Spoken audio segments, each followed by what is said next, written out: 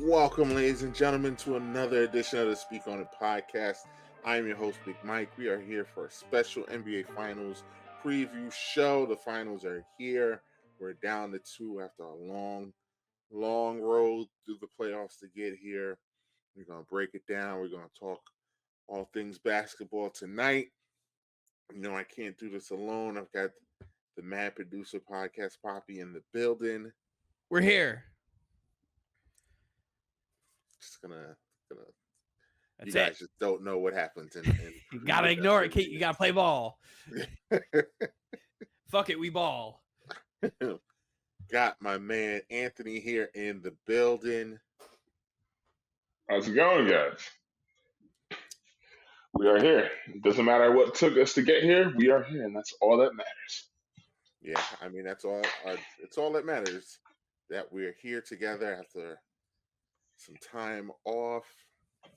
We are here to break down these finals, and I can't wait because Anthony has been teasing his prediction for the finals. I can't wait to hear it. Dylan claims to already know. Well, he told me what it is. We will be joined by Breezy momentarily. Also, he'll be here, and we'll be broken down. We won't have Roz here because Roz is on another continent right now, but it's cool. It's cool. A little birdie told me he likes that green team, so we'll we'll keep it pushing. Now let's break it down. Let's get right to it. The NBA Finals are here. They will start Thursday, June 6th. Celtics, Eastern Conference champion Boston Celtics. I hate fucking saying that. Against the Western Conference champion Dallas Mavericks.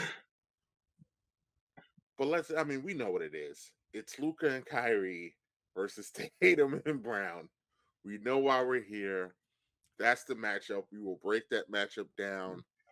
Do you guys want to do picks first, or you want to go off my first question? Let's do questions first, and then we'll go into the picks. And Anthony has to pick first. So let's get right into it. Who needs this series more, Boston or Dallas? Boston. Yeah, Boston. Boston needs been there so many times. Not even just them. I'm talking about just this. They haven't had a real challenge in the playoffs, so everybody's already testing their credibility with their playoff run. The last time they were in the finals, they did not play well. Steph Boogie got loose. Tatum and Brown couldn't figure out when to play well together. 2 years ago now? Yeah. When to play well together. And when they were like every other game, they were either playing okay or awful. So Tatum is looking for that bit of redemption story for him, as well as Jaylen Brown. Other than that, I think Al Horford is like the only other guy, and maybe Pritchard, that were on this team during that run. I think Pritchard was he was on a rookie. Team. He wasn't getting any burn, but I think he was on that team. Yeah, so there's only 4 guys total on this team that were still on that finals team. But your main guys are the ones who want that get back. So the pressure is absolutely on them, especially when you go, hey, if they win this NBA Finals, they now have the most finals of all time, breaking that tie that they have with that team in LA. Which Faraz will hate. Yep. I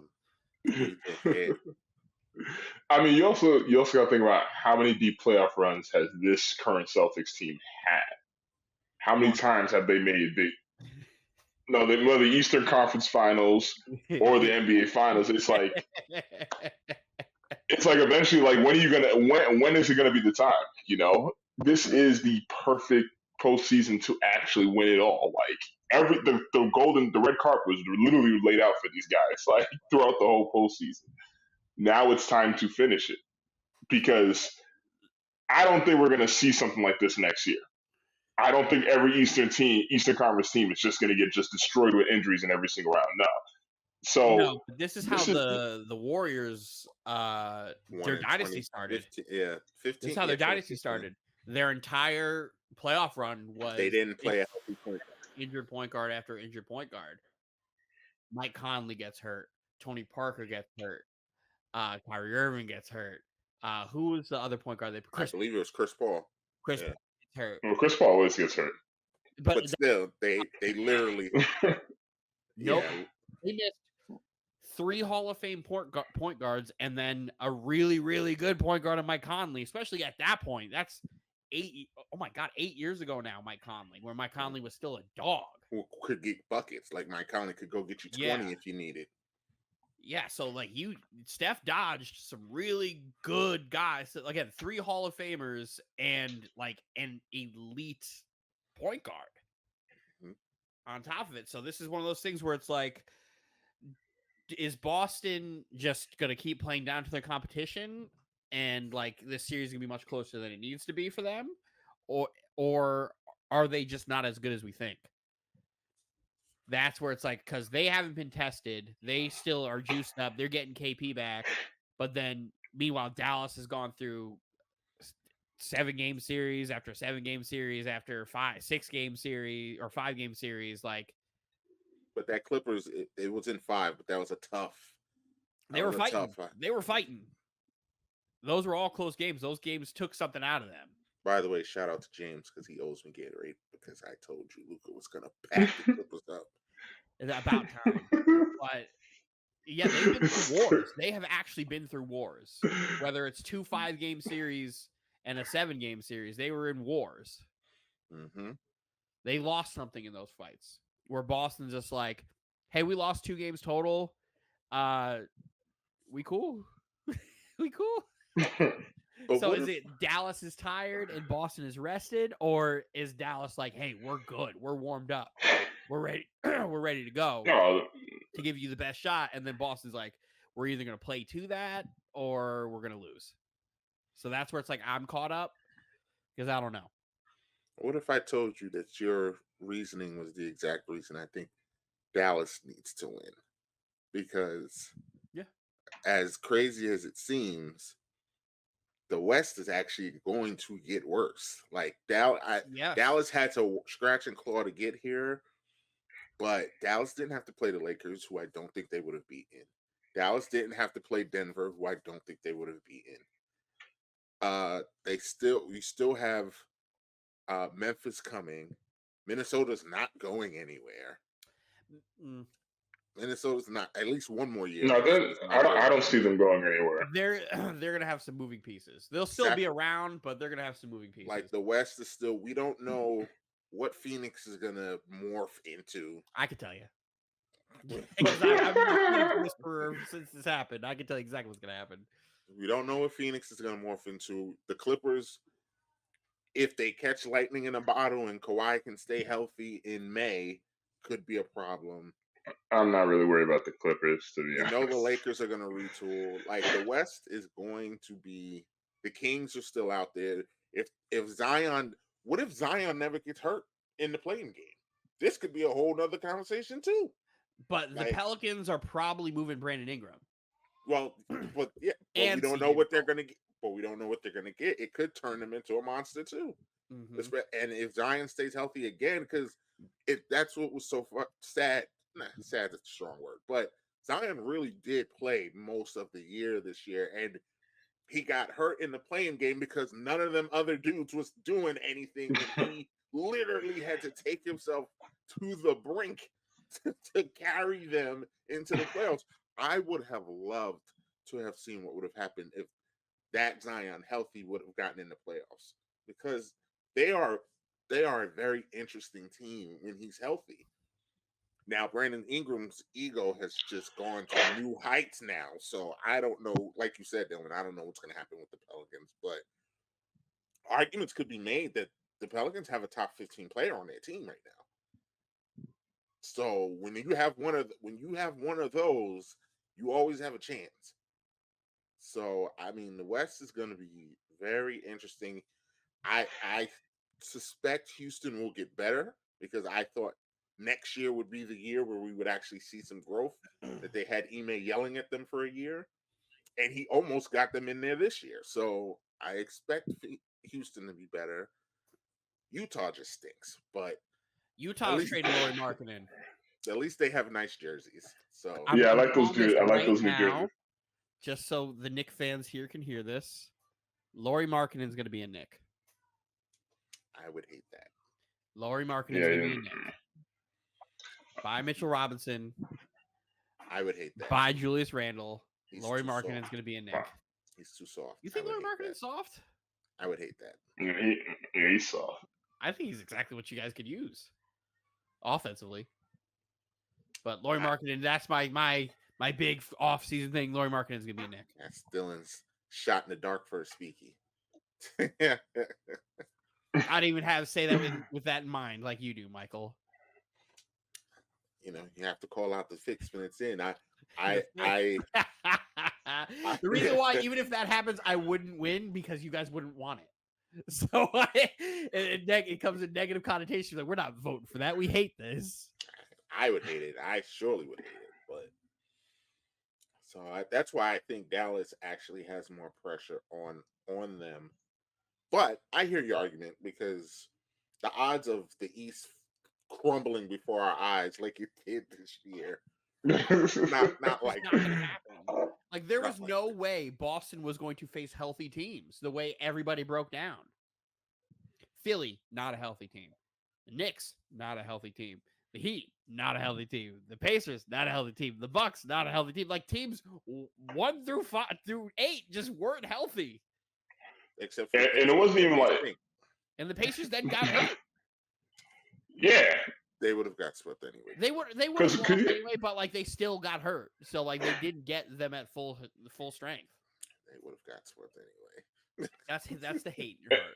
They But lost the first two games. But still, regardless, that team got hurt. I'd say Pacers would have gotten one with Halliburton. I don't think so. I'll say at least was struggling. They were going to get swept. You don't think they get one with Halliburton? No. I never thought the Pacers were winning a game in that series. I called Boston sweep. Oh yeah, you did. You called Boston sweep. There was no way that team was winning anything, especially after I watched how Halliburton played against you guys. The Celtics team are better than you guys, so like I don't know how he was going to play well because they have the guys who they could keep throwing at him in waves, and he wasn't driving. All he was doing was shooting. And he was jump passing. Unless he caught a burner, it was nothing. Unless he caught a burner and decided, hey, I'm going to choose now to attack the rim in this series with just Al Horford being their guy and Sam Hauser. Like, that was the only chance they had, and that didn't happen, and then he got hurt. I picked Celtics in 5, and after I saw game 1, I said, oh, this is a sweep. This is a sweep. Literally after game 1, oh, this because is a Boston was just able to out-talent them. Like, that's it. They didn't flip the switch as a team. They did not. They just out-talented them. They just flipped it in moments when they had to. Yeah. Like, Brown hitting that 3 was like... That was them flipping the switch, like, all right. And then Jason Tatum scoring, 10 in overtime? It's like, oh, yep. They just don't have anybody on that level. They just know how to turn it on at the right times. Like, and did the Pacers have like 3 fourth quarter leads, like in like 3 of the games or something? And then they just choked them all away, every single one. Like, so here's the thing: game 1 they choked. I don't think they choked the other ones. I think they just lost. They just lost. They just lost. We saw the same thing we've seen in the Pacers against the Knicks, where Rick Carlisle in half court in the final 3 minutes of the game Rick Carlisle is like, what are your substitutions? What is it? Was it game 3 in Indy when Nembhard was on that absolute heater, and then he sits him for 9 minutes in the third quarter? No sense at all. I was like, you just put him in the ice bucket, and then he comes out and he misses his first 4 shots, and it's just like, oh no. Granted, like the last 2 minutes he made a couple, but like, you can't sit him. That was when you said it, Dylan, I agreed with you in real time that is just, and you were rightfully killing Carlisle for like 2 weeks because his coaching in the Knicks series was crazy. It's crazy. And then his coaching in the Boston series, it's crazy. I'll be the first person to criticize a coach when the coach is losing your team games. Like last year, Boston, Miami, Eastern Conference Finals. I was killing Joe Mazzulla. I was absolutely killing Joe Mazzulla. Rightfully so. He was getting out But he was that one you can understand because Spo is like a all-time great all-time So, coach, and Missoula was like first-time coach doing this, but he was rookie coach. lost. But he was lost, and I think he was also very intimidated by Marcus Smart. And I stands to this day. Well, I think the reason why they couldn't coach is because Marcus Smart had control of that locker room. And I still think they would be right here, right now, if Marcus Smart. If you switch out Drew Holiday and Marcus Smart, as long as they get to keep Porzingis, they're still in the same spot. They might be, but you get that one Marcus Smart game, a playoff series that I talk about, where he either don't miss or he misses everything. He don't miss. So, but okay, if you get the scorched earth game or the he can't throw a hot dog down a hallway game. So it's like you never know. At least with Drew Holiday, you're not going to get a lot of scoring, but you're going to get everything on the defensive side. And if he's feeling it that day and gives you scoring, he might give you 30. Yeah, it's weird because like he might give you 30. I know he actually could do that too. Yeah, you'll look up and he'll have like 28, 29, 30 points. And you're like, you don't expect him to have more than 12. Whoa. Like 12 is the expectation. But then you look up and he's like, oh shit. I'd have to look at the stats, but I remember he did that in the finals with Milwaukee. He had one game where he had like 28, 29 points. Whoa, where did this Drew Holiday game come from? Like, whoa. Because his game's not that scoring anymore. I said this 2 years ago? When they were facing Boston. Boston beat them during that finals run, where Anthony was like, you got to get more out of Drew Holiday. I'm like, Drew Holiday is not going to give you more than 15 anymore. That's not his thing. He's a defensive guy. Your scoring is Middleton and Giannis. And he's kind of now in a role where he's like, hey, I can afford to be the fifth man on the starting roster who doesn't need to score and I can play to my strengths. That's sick. Are you exclusively putting him on Kyrie, or are you rotating him? I'm rotating everything. With the plethora of bodies they can throw at him. I'm rotating everything. I'm starting Drew on Kyrie. I'm starting Derek White on Luka. And then that's the one matchup. Well, Derek White's strong. Derek White's strong. Derek White's going to get cooked. But who isn't, though? But out of all of them that they have, Derek White. That's what I'm starting. That's what I'm starting. That's what I'm starting Derek White first, and then see what happens. And see if he goes quick and gets you 10, like in the first two quarters. Like, all right. But I'm not gonna do it exclusively. I'm gonna try to throw different bodies. I'm gonna start with Derek White, and then I'm gonna throw Jaylen Brown, and then I'm gonna throw Tatum, and I'm gonna throw everything. Jaylen Brown just over there chilling, waiting, is what makes this. Jaylen Brown went and hunted Pascal Siakam. He was like, I'm gonna guard him. Well, so that's why it's like he's also too big for Holiday. If we're being real, if he's Siakam too big for wants Holiday. to play like he should play. He's just too big. That's why he was giving Josh Hart problems. He's just too big.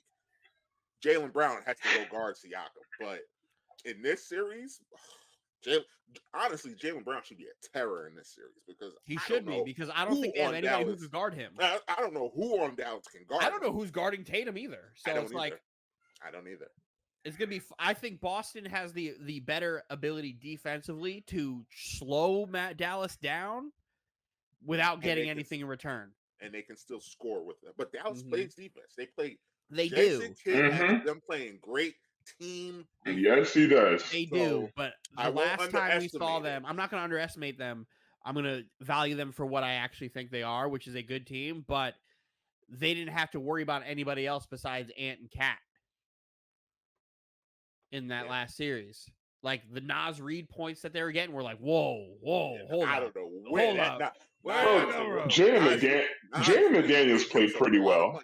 He did, but like, I felt like he no-showed that series. He played defense. He had a game where he had like 28. I think the first few games he played pretty well. Yeah. I don't remember his impact on the game. Is what I should say. Yeah, I don't know what his he gave me a nothing burger of 28. Yeah, so like I felt like he had an impact on him, which is a good job because he was tearing Denver up. Yeah, he was tearing Denver up. So it's like I don't know where it's like they don't have an answer for the wings. Boston has more of an answer for your two guys at guard.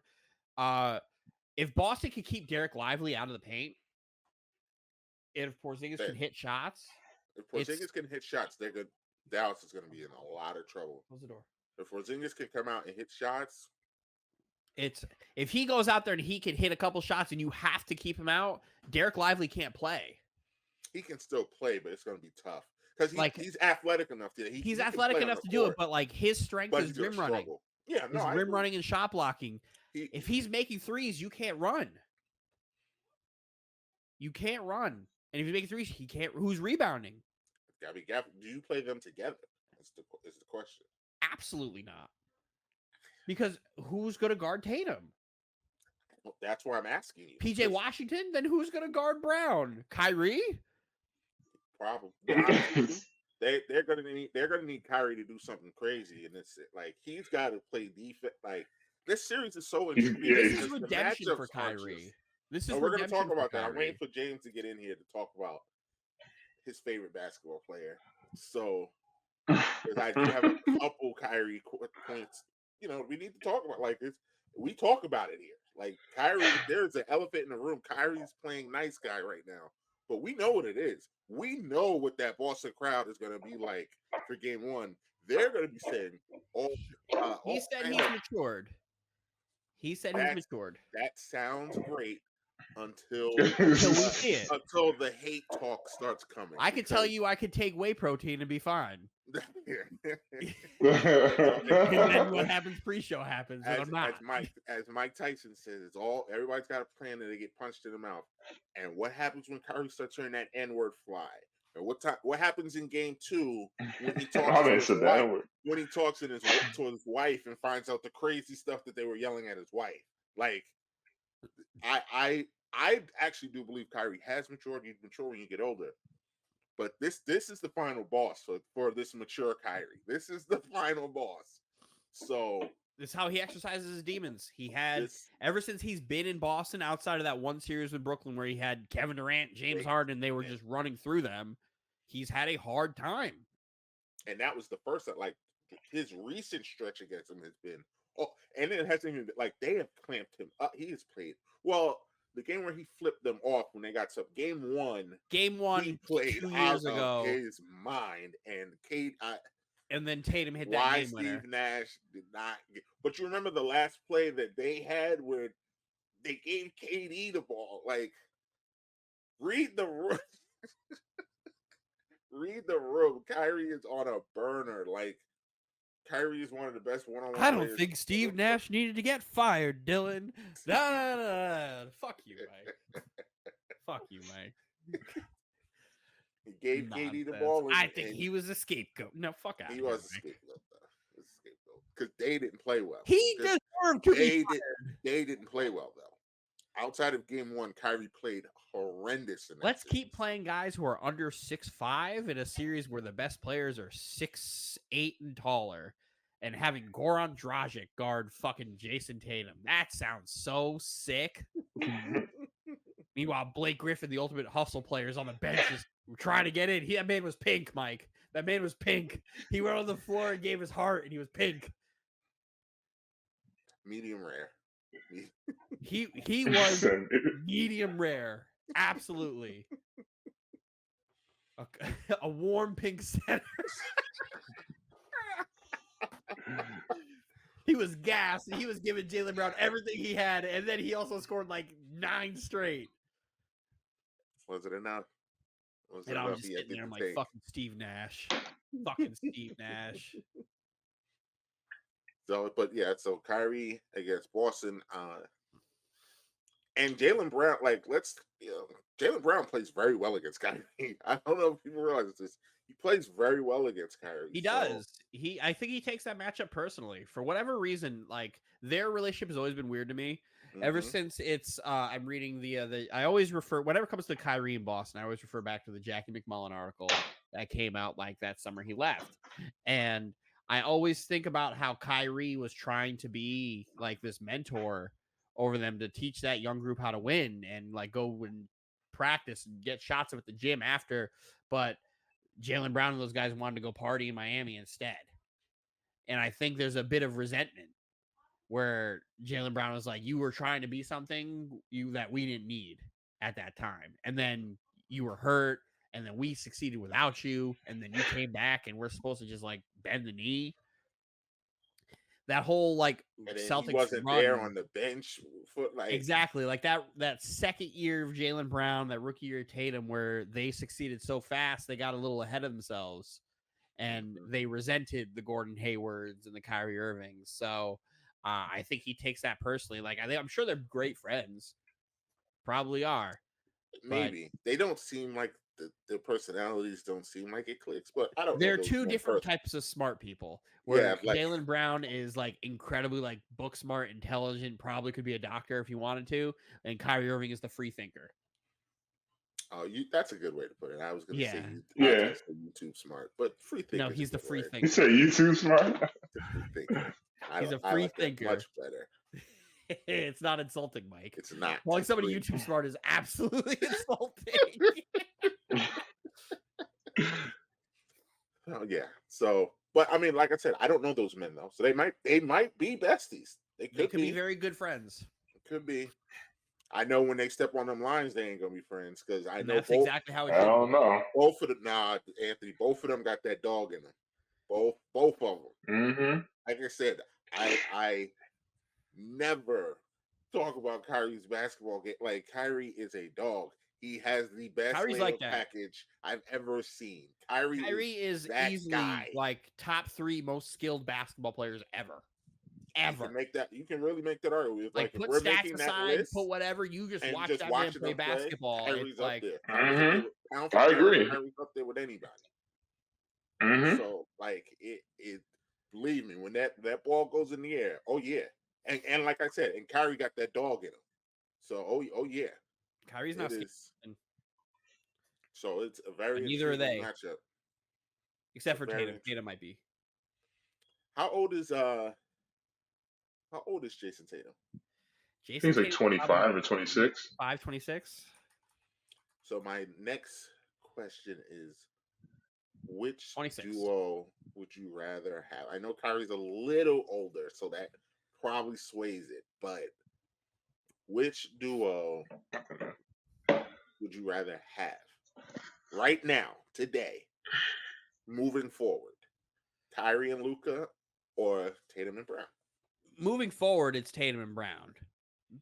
And more so because they are the complete duo where they both can play defense, they both can score 30, and they're both 6'8", 6'9", 6'10", 6'11". Like they give you everything the modern NBA wants out of it, right?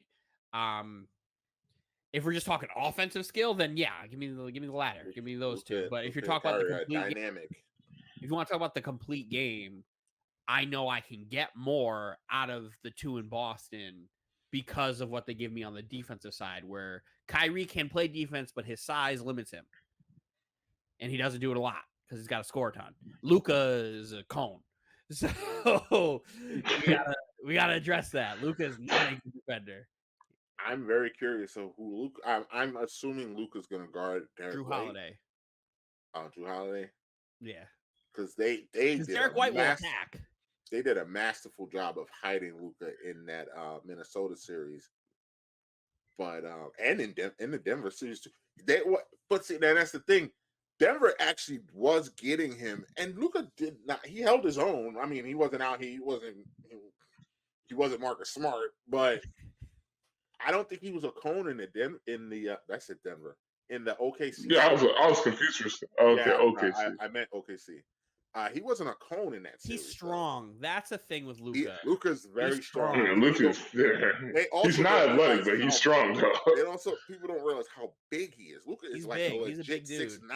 Like Luka, yeah, like 230. Yeah, 240. like he's a big dude. Like, let me tell you, Luka is not somebody I would want to see in a dark alley. Lucas, he is not. I'd want to see. I mean, I think I might be fine. He would try to talk to me about Overwatch in a dark alley. Dude, that guy's a dork. I don't know. That guy is a dork. I don't know the way he was yelling at. But he be hooping. Listen, 1, Rudy Gobert stinks. 2, Luka's never been afraid to talk. I said this in the chat, and we had a Rudy Gobert, man. Because accolades, you have to have the conversation, but in all actuality, like Ain't nobody in here hating on Rudy Gobert like I've been hating on Rudy Gobert. That's why I couldn't believe you was defending him. But honestly, I can't even. I've been hating on Rudy Gobert since before it was cool. It's hard not to hate on Rudy, though. It's really not. I was hating on him before he won Rookie Defensive Player of the Year the first time. He got 4 of them things. Which is 4 defensive players. That's insane. Ben Simmons a Defensive Player of the Year.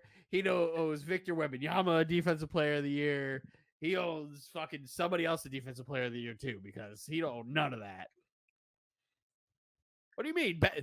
That last year in Philly before Ben Simmons in the playoffs? Victor Wembanyama had more blocks than like 3 NBA. No, Victor. Rudy Gobert syndrome, Dylan. Just because you have a lot of blocks, Rudy has a lot of blocks. Victor he had more than Rudy. Rudy was second place. Rudy would have been better than Victor would have been better than Rudy. He would have gotten cooked. Luka would have cooked him the exact same. The difference is Rudy would have been able to at least score. So it's like, Victor would have been able to at least score a little bit. Like we're not talking about we know who's the better player. That has nothing we know to who's do the better with player out of the two. Player of the but year. Rudy Gobert getting cooked the way he gets cooked by not just Luka. He was getting cooked by everybody who walked next to him. Exactly. That man was getting cooked way too damn much. Everybody. PJ Washington everybody. was cooking him. Like everybody was cooking him. Victor would have done a better job. I guess. And guess what? The only reason I'm saying give it to Victor is because Victor was second place. Which I didn't think he should have been second place either. He would have. How hard is it to ignore the fact that Victor Wembanyama literally had more blocks than like 7 other NBA teams by himself? Like that's incredible. That's absolutely incredible. Their team stinks. I'm not saying that he didn't deserve top 3, top 5. I would not have given it to him. But I also I wouldn't have given it to him. No, because I don't think the guards. I don't think the wings get. They don't get any credit. They don't get any credit, and I agree with you there. But if we're going just based off of what the voting was, Rudy Gobert has Victor Wembanyama's. Then fine, yeah, Victor finished second. So okay. Because all the points I made now were all based off of who was second place. Yeah, I'm not. Yeah, I'm talking about like. Rudy Gobert also he owes Anthony Davis, Ben Simmons, and Victor. He owes Anthony Davis a Defensive Player of the Year. He owes, like you said, he owes Ben Simmons one because Ben Simmons was a fucking problem he owes Marcus Smart one. Like that year. But that year Marcus Smart won his was not the only year Marcus Smart. That was also the first time a guard has won that award since Gary Payton. Exactly. That's what I mean. He owes Marcus Smart one. He owes Ben Simmons one. He owes Anthony Davis one because Anthony Davis should have won a couple years ago. With the second one, I think he won. Just like Marc Gasol owes LeBron James Marc Gasol owes LeBron a Defensive Player of the Year too. Yeah. Like that was a crime. That's criminal. Like it. Nothing to take away from Marc Gasol. He's a better defender than Rudy Gobert. But that young Marc Gasol. Young Marc Gasol. We love Marc Gasol. Once he got old, boy, he wasn't a cone. Old. He was a statue. He was stand firm. Uh-oh. So, but yeah, the defense in this series, I think whoever plays better defense in this series wins the series. I don't think either of these teams are just going to outscore the other one. I think whichever team plays better defense, that's the team that's going to win. Because if Dallas can figure out, because statistically, since this chat loves stats and facts, Minnesota was the best defensive team in the league, and Dallas was cooking them like easily. So if Jason Kidd and Dallas can figure out Boston's defense and their schemes, and if Jason Kidd can outcoach Missoula, which is very possible because Jason Kidd is a very good coach. Jason Kidd is one of like 2 Hall of Fame players who's actually like a good coach. It's him and it's Larry Bird. Larry Bird was a good coach. Larry Bird was a good coach. I mean, Pat Riley. I don't think Pat Riley's in as a player. He's not as a player. He was not a good player. Not as a player. Because Bill Russell coached a bunch of bad teams.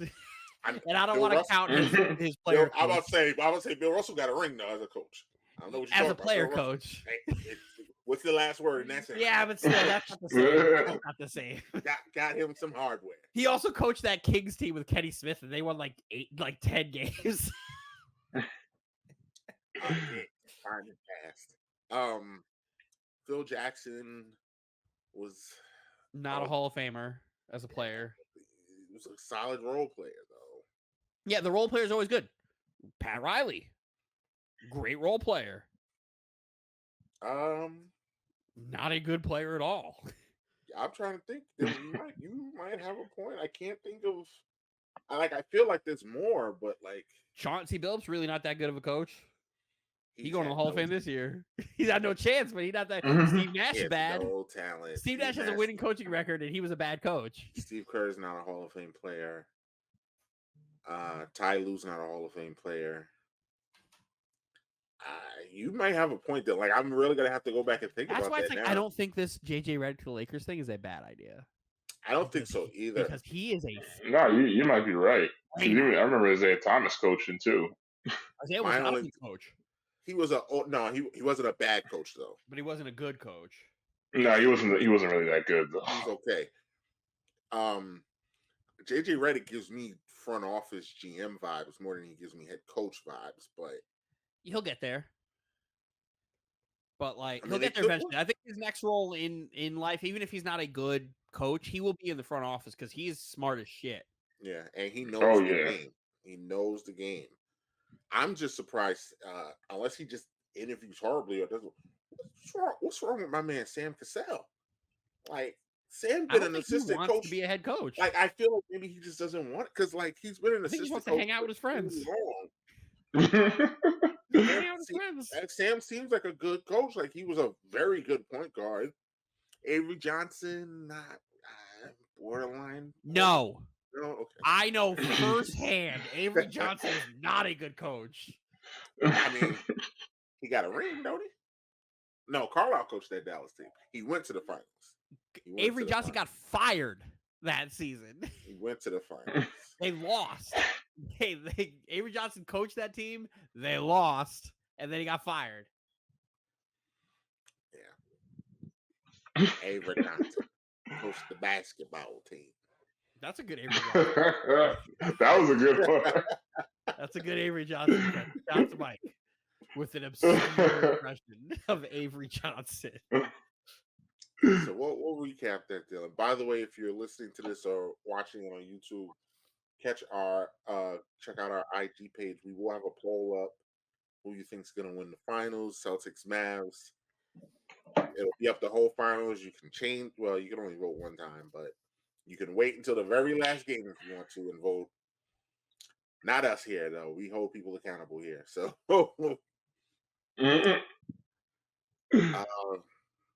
but yeah, those were my 3 questions. I really wanted to get into the Kyrie Irving thing with James about maybe it's me, but I feel like the media is now extremely being nice to Kyrie Irving. Like, it's weird. Like, because maybe it's me. I don't like fake. Like, there was so much hatred for him, and now they're just balling over, bending the knee to Kyrie's the greatest person ever. And they were calling Kyrie every name in the book a couple years ago. And now, well, nobody ever said Kyrie couldn't play basketball. Kyrie's a mature guy. Kyrie's a great guy. Like, welcome to New York. Stand on business. Welcome to New York. It's the microscope they get put on for anything. That's what it was. Business. He's not under that microscope of being in the New York market anymore. So we're not getting. How much Dallas Maverick coverage are we actually getting? None. So, like, that Brooklyn team was fun to hate because you had 3 of the most unlikable personalities possible on one team. You had one guy during COVID who just refused to do anything, couldn't come to work. So he was in the media every day for anything. Like, the guy walked outside and it was a problem. That's kind of how it was. Granted, like, a lot of it's self-inflicted, but like, it's a microscope. You can't get away with nothing when you're in New York. Imagine if Jalen Brunson wasn't this, like, calm, cool, collected character. It wasn't Derek Jeter of basketball for New York Knicks, right? Where he was just comparison. Wow. Like, what if he wasn't that? Like, what if he was just out here just saying shit? You're just saying wild shit.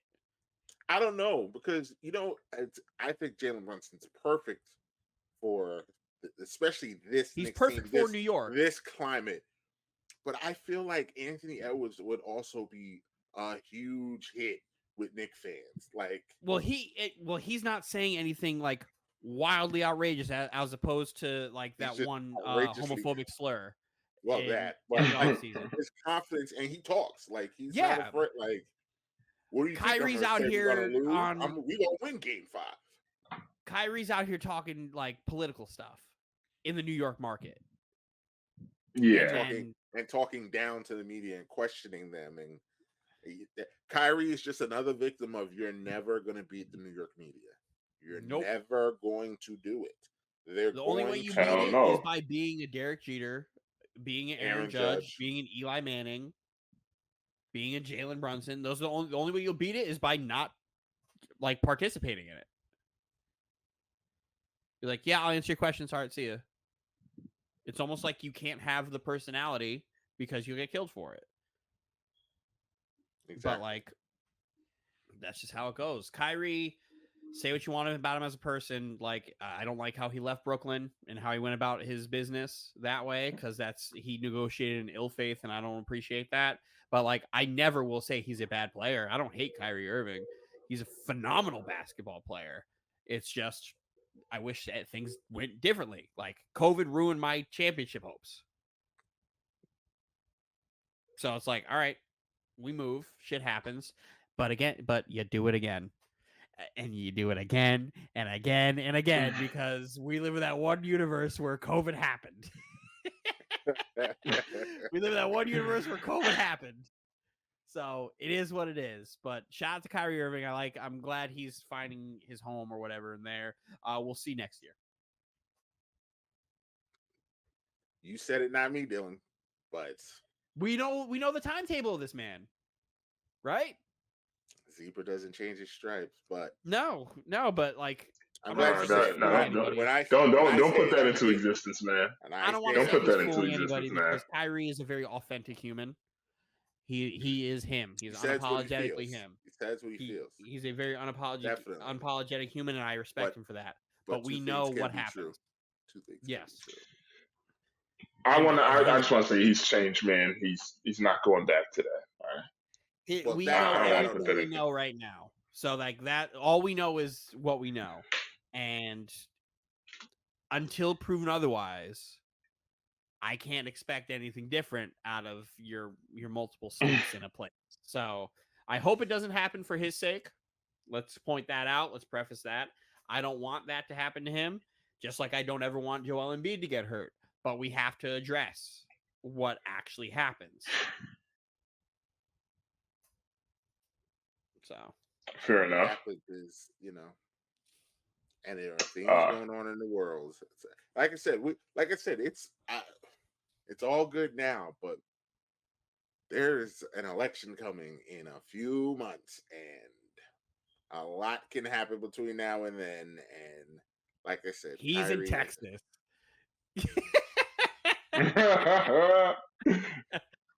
He is in Texas.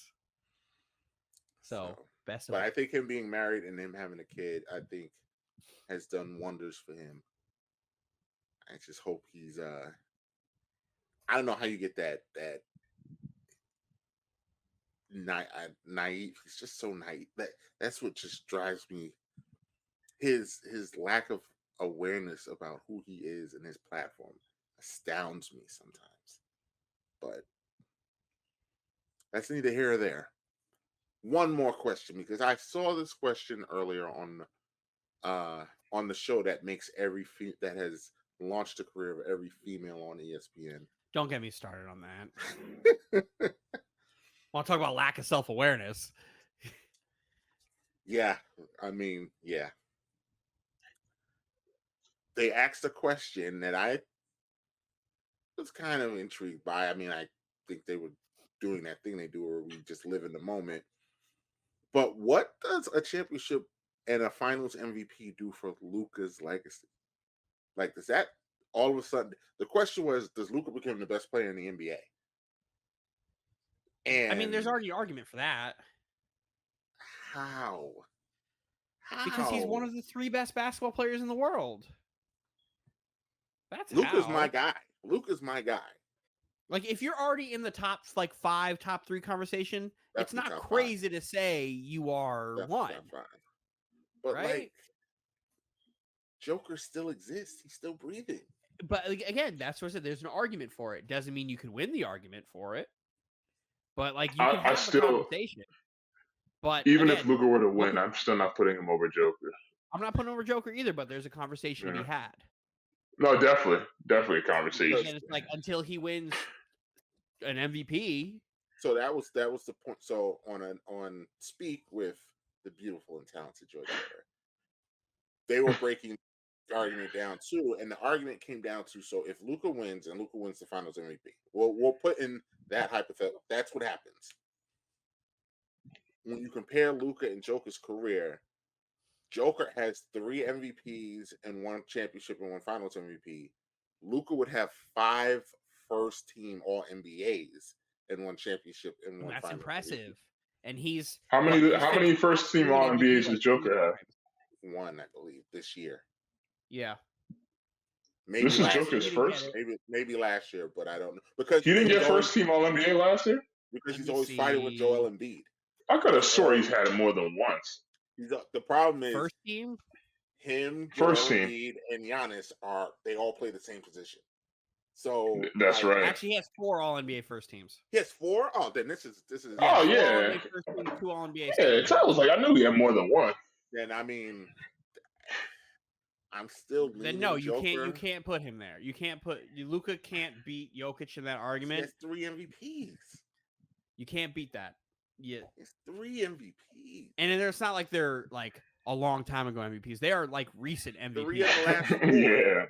Yeah. So like you can't really throw that away. Now, arguments could be made that maybe he only deserves 1 of those, but that's another argument for another day. The fact that you can easily just as argue that he deserves all of them. Like there's not one where you can. That first one's fishy because there was like 9 injuries and every MVP candidate got hurt. Because that was Kevin Durant's MVP before he got hurt. That was LeBron James MVP. Oh. And it was only LeBron James MVP before he got hurt because Kevin Durant got hurt before that. And then there was talk of, hey, James Harden just got traded to Brooklyn, but Kyrie Irving's really not playing and Kevin Durant's not playing, and James Harden's averaging 18 and 12. Do we say he's an MVP candidate? Was that the year I was screaming for Chris Paul? You might have. That might have, because that was Chris Paul's first year with the Suns. That was their finals run. Yeah, that was the year I was screaming, pounding the table for Chris Paul. Yeah, and I think he was top 3 in voting. And James again, sitting here telling me no way. That could have been 6 other people's MVP because Embiid got hurt, Kevin Durant got hurt, LeBron James got hurt. But no, probably he always gets hurt. I don't think Chris Paul got hurt that year until the playoffs. He got hurt. Yeah. Giannis missed a few games too. Like everybody was. Dame got hurt. Like yeah. Oh god, yeah. That first MVP is so fishy, but like whatever. Like it's fine. He can have it. The second one. The second one is so like when you have. I know it was close, but that was the single greatest statistical like season a offensive player has ever had in the sport of basketball. Telling us over and over and over again. That's one of those things where it's like, okay, this is like you can't ignore this. You can't. And then this year, as I was telling you, I was screaming for weeks. It feels like months. I do not think he should have won this year. There was 3 guys that could have won, and I would have been okay with it. Like I get it. Like this year was the fishiest to me, personally. Because that first year, I mean, injuries, you can't do nothing about that. You can only deal with who's playing. But this year, you have to give it to Shai. I just don't understand how he didn't win. I don't understand either. What he did with that Thunder team, that just, I just don't know what else he had. Didn't Shai average like 30? It was like 30 points for the whole year. Averaged 30 this year. How many assists did he average this year? 2 on top of that. 5 or 6. 5 or 6. I'm not sure. Maybe 4. I don't I'm know. on it. I would guess somewhere between 4 and 7, which is still. Just don't say 2, Dylan. 4.9. 5. Okay. 5. So 30 and 5. I thought, And didn't he lead the league in steals? Actually, no, he had 6.2. I'm sorry, I was looking at his career. no, 6 point. 6.2. Yeah. Yeah, 30 points, 5.5 6 assists, rebound. 5 rebounds. And how many steals? Because didn't he lead? 2 steals a game. That's not MVP numbers. Come on. On the number 1 team in the A West. young Take a look. a at young Thunder Julio. team to the number 1 seed. That's that crazy. missed the playoffs the year before they missed. The playoffs. Yeah. Like, come on, man. Nikola Like, Jokic averaged 26, 9, 12, 1.5 steals, just like a tenth of a point under a block a game on, oh my God, on almost 60% shooting from the field, 36 from 3.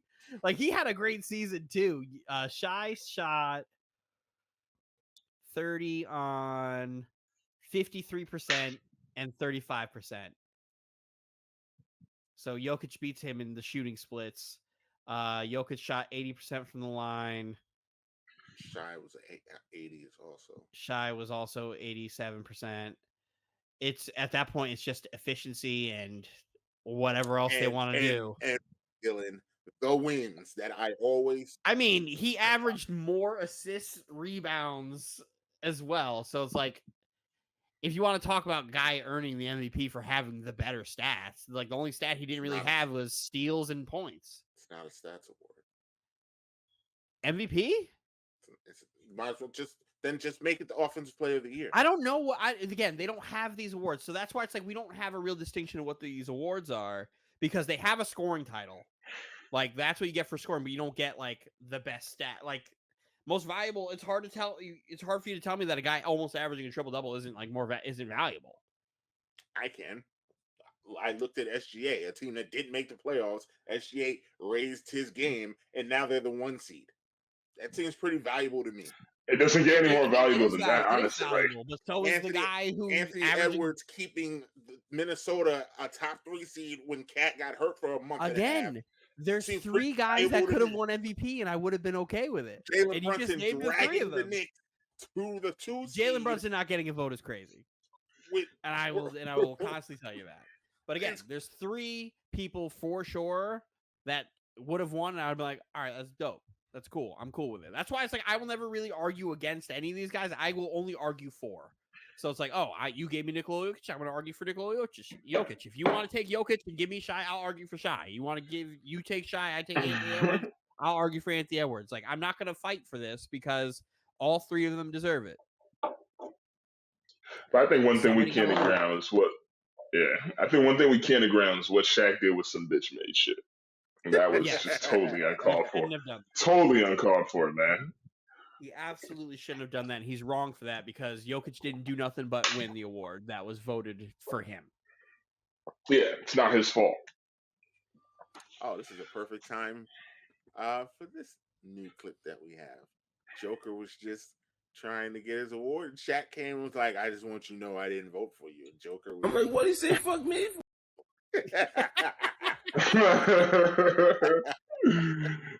It's like, I don't want this. Like, why are we acting like I want this? I don't want to be here. I want to go home.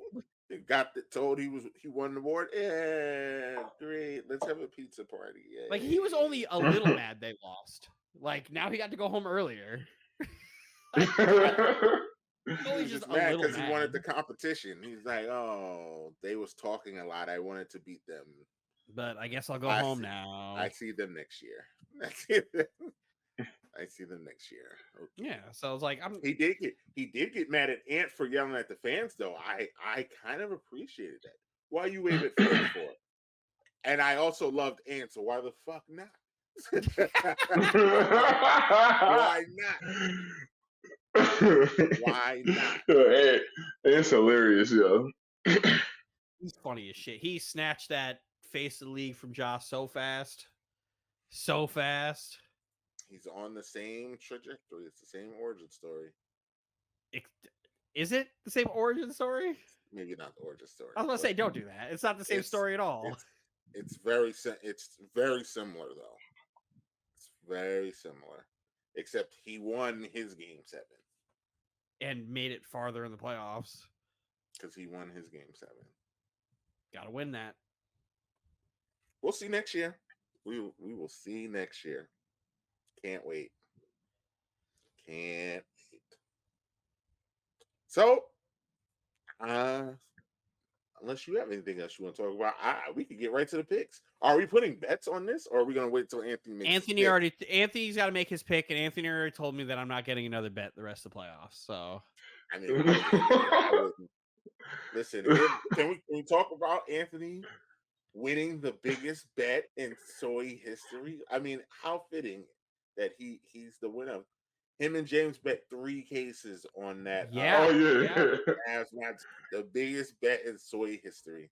On a series. Wait, didn't you bet him 3? I bet him 3 singles. Oh, you had him 3 singles? Oh, I thought those were packs. Singles. No, I bet him 3 singles. Oh, damn. I bet him 3 singles. He bet you 3 packs. Sheesh. Magic 45. Damn.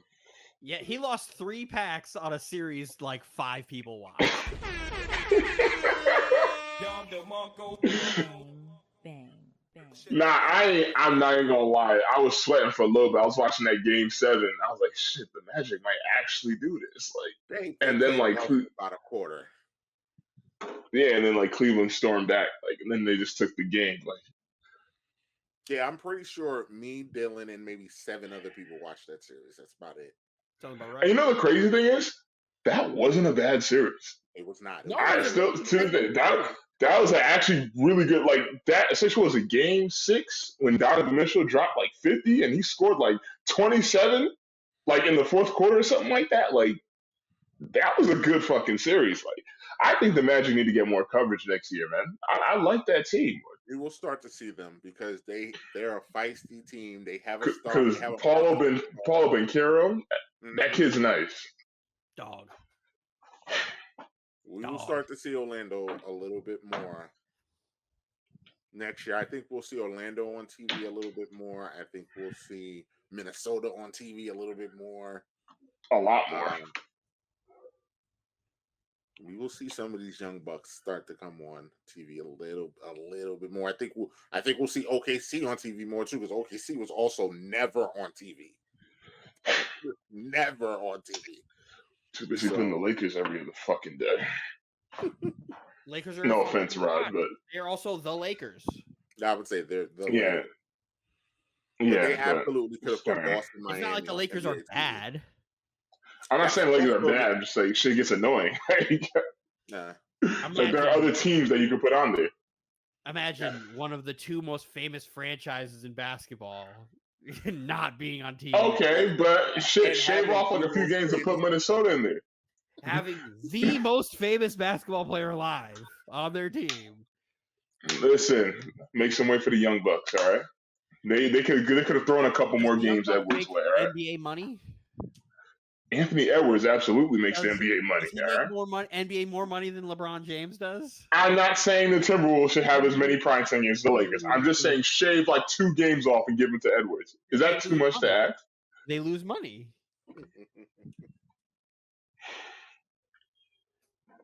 Gotta play the long game, man. The long game is playing LeBron James in every national television game possible. Long-term storytelling. Long-term storytelling. LeBron as many games as you can until he's 50 on the basketball court, because people are going to sit there and watch. Man, that LeBron James is still going. Bless his heart. Didn't he average like 25 this year? LeBron every year for his entire career. Unbelievable year. Like so why does Roz want him off the Lakers so bad? Like, because you can't pay somebody who's 40. You can't. Like you should. Well, LeBron's not a regular human being. And watch the second LeBron gets this deal, he becomes old man, and then Roz is vilified, and you guys have to just listen to him. Well, we have to listen to him anyway. Yeah. What's going to change? Because it'll be 82 games of it. When does it ever stop, though? So Roz goes on stretches, Like, and then he'll be watching the game like, okay, Kang, I see you, Kang. Definitely was complaining game one about LeBron not playing enough minutes and playing too many minutes. And like, if you listen to Roz, if you guys could see our group chat, if you listen to Roz, you would think that the Lakers had the same record as the Utah Jazz.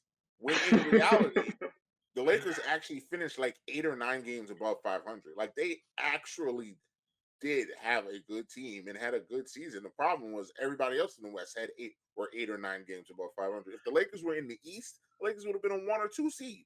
Well, no, Boston won like 90 games. Boston won a billion. Yeah, but they would have been right there with the Knicks. They would have been the 2 or 3 seed. Because I think the Lakers won 48, so they would have been behind the Knicks, but they would have been right there. They would have been a top 5 seed. Like, easily.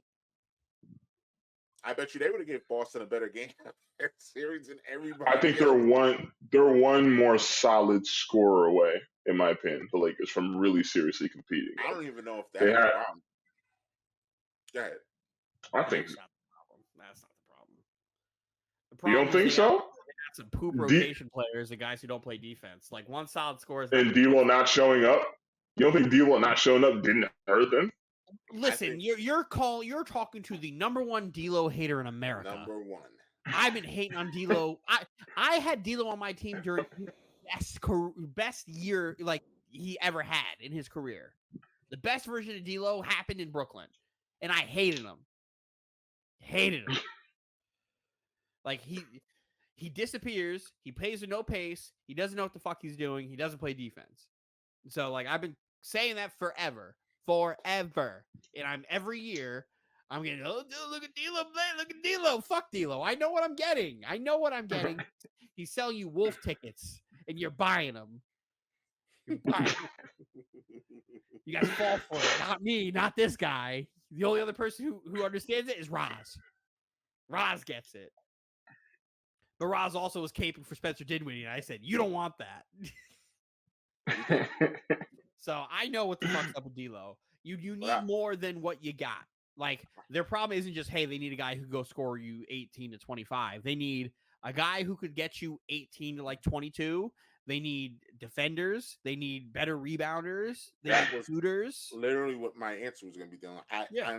I'm going to sound like the crazy guy because they got swept, but I really think if that Lakers team was healthy, it's a whole different ballgame because everything you just said is Cam Reddish and Vanderbilt. Boom. It's right there. Cam Reddish, by the way, was having a good season. Mm-hmm. Like, a good season before he got hurt. Like, everything you just said is right there. And if Gabe, I don't know what happened to Gabe Vincent this year, but yeah, where the hell did he go? He was hurt all year. That man came back. He stunk. He was big. Now, granted, he only played like 15 games, but still. So he didn't do anything. I know they're gonna get a year older, but I really would have ran it back with that Laker team because that Laker team was built for fits. Like, all I know is Trae Young's not the answer. He's not, because they're gonna have to give up their defenders, and that's I don't know what this deal for Donovan Mitchell for them looks like. That doesn't involve them giving up players they want to keep. Yeah, because he ain't training them for D'Lo straight up. That ain't happening. They're gonna. Well, they're gonna. You're gonna be like, oh, you want me to get D'Lo and a couple years later, like 20, 30 picks? Yo, that's so sick. Hang up. Like, you don't want to get rid of Austin Reeves in this deal. No, he's starting to catch some heat though. He's getting vilified. He's gonna have to go. The Cavs are going to want a haul. They're going to have to get. He's the perfect fourth. The Cavs are going to want a haul for Mitchell. They are. Anyone valuable. Multiple valuable pieces are going to have to go. Yeah, I know. And would the Lakers be smart in doing that? No. That's why I don't think that's going to happen. It's the same thought process to me for the Knicks. Like, it wouldn't make sense for you guys to do it. For the Knicks to go get one of these crazy scores or something, you would get rid of everything that makes you guys. And it just wouldn't make sense. That's why I really think you would have to be extremely careful about what we would even consider, like putting on the chopping block. And the only way you can get rid of money, you have to get Julius Randle, and then it's like, okay, who else do you get rid of? To be Julius Randle, it'll be Josh Hart and or Dante DiVincenzo. No, Bruce you can't. McBride You and, can't touch. firsts. You And I can't don't- touch I- Hart or DiVincenzo. You can't touch either one of those. I don't think That so either. I don't chemistry think is we rock want- solid. That's what That teams would want. chemistry is. No, I think we can all. Again, I already said there's other packages we can offer teams. Like I'd say again, No, for Mitchell, Randall's almost a there's guarantee. there's nothing you could For get me Mitchell, for Randall's Donovan. almost If I'm always. the Cavs, if I'm the Cavs, there's nothing you could get me. That's not those guys. Because I'm only taking on Julius Randle's contract because I have to. You're not going to give me Mitchell Robinson when I have Jared Allen on my team. Nope. Well, if you're talking about Cleveland, Yeah, that's what I'm talking about. I'm talking about Cleveland in particular. I'm not saying you Oh, you're guys talking have about Cleveland, assets okay. to trade, but you guys really only have like 4 players you could trade if you're not trying to get well, rid Cleveland's a of little different. I mean, Villanova yeah, Knicks. Randall Grimes. McBride. It's Randall McBride and Mitchell Robinson. Those are the 3 Yeah. players that you're going But again, I don't know what the Cavs are doing with Jared Allen though. He's not a guarantee. He's not a lock to be back. They're going to try to rebuild. They're going to blow everything up. Yeah, then we can technically still give them a throw Mitchell How much Robinson does in there. Mitchell Robinson have on his deal? Doesn't he still have like 2 years left on his deal? I believe so. But he said it's like a 4-year, $60 million. Yeah, but Signed when that you're trying last to go year. into a rebuild, you don't want to have contracts. You want to have expiring. That's why it's like you take on the Julius Randle contract for a year, like fine, you eat shit. Like it is what it is. You like that contract's off the books the next year, so like that's fine. But like you don't want to accumulate other contracts. You're trying to just get nothing on the books and draft picks and young players. So that's why it's like that Donovan Mitchell. I saw that other teams are trying to be making a run at Donovan Mitchell, and I'm just like, I don't know if the Pelicans can make that work. That's a scary thought. It's really mainly you and the Lakers. Donovan and Zion together is nightmare for you. Because if I'm Cleveland, why would I want CJ McCollum? Why would anybody want? Why would anybody want CJ McCollum? You know who you might want? You might want Brandon Brandon Ingram, Ingram. though. You But- might want him, though. Which goes back to our point earlier, where it's like Brandon Ingram kind of an asshole. Well, he's a talented Hey, that player. asshole scored. Nigga dropped 20.8 game for 28.8 points a year over the year. And maybe him and Darius Garland get along. Maybe he can convince Darius Garland to stay. So, listen, I would entertain it. I would strongly entertain it. I would strongly because why would I take CJ McCollum? You're right, but would I take CJ McCollum and Brandon Ingram for Donovan Mitchell and a pick? If the money works, I might do that. What's CJ's contract looking like? I don't know. I feel like Because if CJ they're makes expiring deals, then it's like okay. I feel like CJ makes a lot of money. Because I know Brandon Ingram. I think he does too. Actually, CJ McCollum. I feel like CJ makes a lot of money for no reason. CJ makes so much money. He's I under know. contract till 2026. He makes $33 million. 33 million. Ooh, the fuck. Crazy. And he's still under contract till 2026. That's crazy. I mean, that's only one more year. Oh yeah, he signed a Hell. 2-year, $64 million deal with the Pelicans. That's a lot of money. It's a lot of money. That's a lot of money. That's a lot of money. And you'd have to pay Brandon Ingram on top of that. But like Anthony said, so here's you got the trade machine up, Dylan? Let me get it. Because what if we're in a world where we send Jared Allen, who's disgruntled, and Donovan Mitchell to the Pelicans for Brandon Ingram and for Brandon Ingram and CJ McCollum? Does that money work? Let us Because if that money see. works, I don't see who loses in that trade. Both teams get what they want. Where's Nolans? So you Maybe said make New Orleans Donovan Mitchell. and Jared. How much is Jared Allen making? Jared Allen's making $20 million. This money might work. This money might work, Dylan. It does not. Oh, why? The Cavaliers need to cut $17 million in contracts to make that work. Damn. So the Cavs would have to get rid of Max Strus or get a third team involved. Yeah, if we're just doing straight up, it would have to be Donovan Mitchell, Jared Allen, Max Strus, and Tristan Thompson.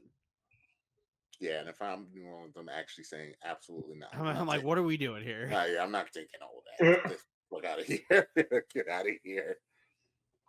Damn, I thought that money would work. If that money works, it's not a bad trade if that money worked. Yeah, trying to find 16 mil to clear off of that because how much is Brandon Ingram make? 33. So him and CJ cancel out. Him and CJ make the same money. So yeah, Donovan's the problem. Donovan makes 33 as well. The problem is Jared Allen also makes 20. So Jared Allen not making enough money is the problem. Jared Allen doesn't make enough money. Bum. 20 mil. Just a complete loser there.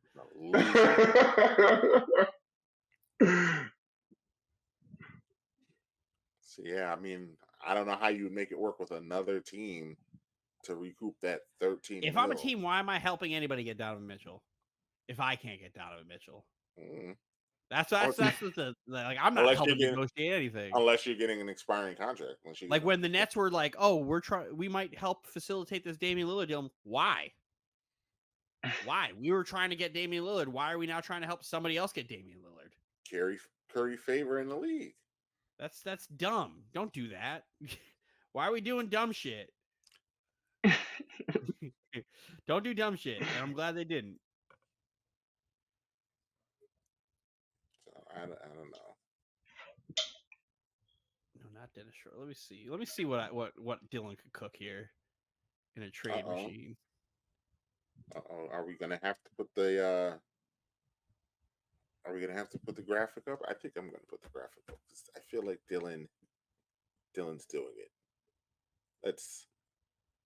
There it is. There it is, Anthony. There it is. I just traded Donovan Mitchell to the Brooklyn Nets. Oh, oh my God. Yeah, let's wrap this up. I just traded Donovan Mitchell to the Brooklyn Nets. Good Lord. That's what we need. That's what I need in my life. I've got the graphics ready. 2 cams and some fix. Donovan Mitchell.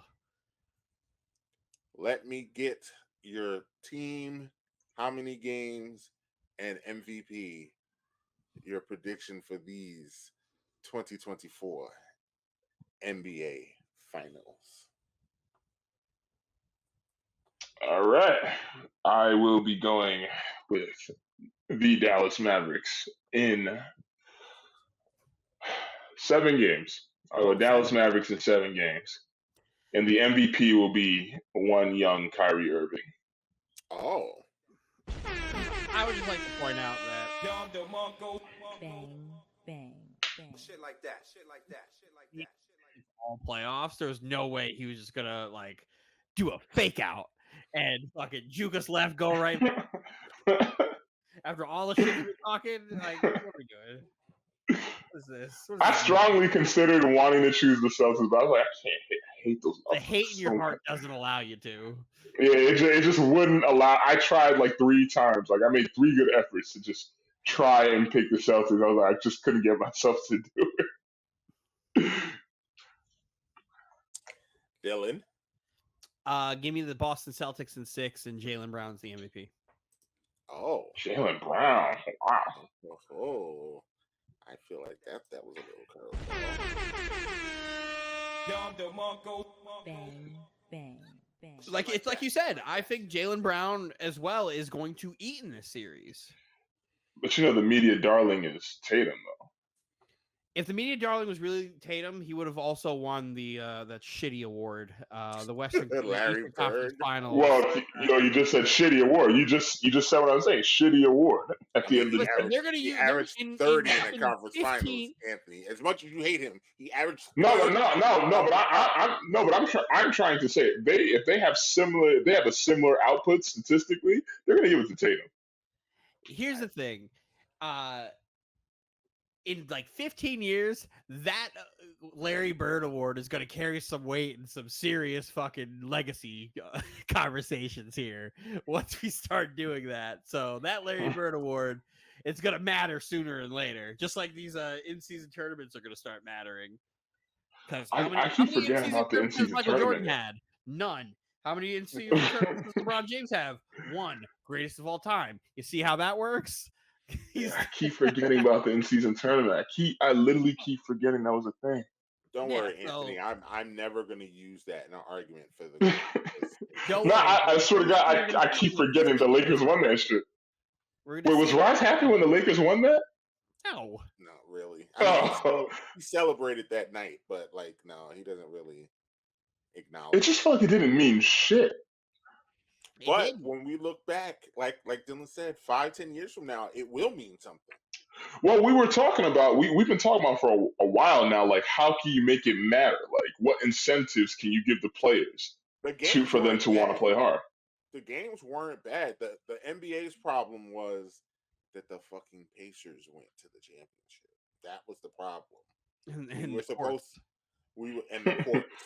We were supposed to get Lakers Celtics in that play-in championship, and then, oh yeah, we would have been talking. It would have meant something because, case in point, if the Celtics had not lost to Indiana, got to the in-season tournament final, beat the Lakers, and then we're sitting here right now in the finals with a chance to take the all-time lead.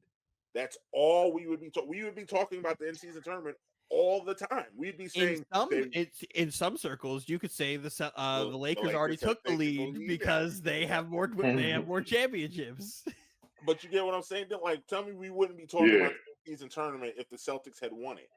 And they were here in the finals. We'd be like, they won the in-season tournament. Now they're here in the finals. They won 64 games. Like, this is one of the greatest teams we've ever seen. I'm not gonna lie, I forgot the in-season tournament happened this year too. Yeah, I swear, I thought it was the other. Yeah, it felt so long ago. I think it happened so long ago. Like, I don't understand why they wouldn't center it around Christmas.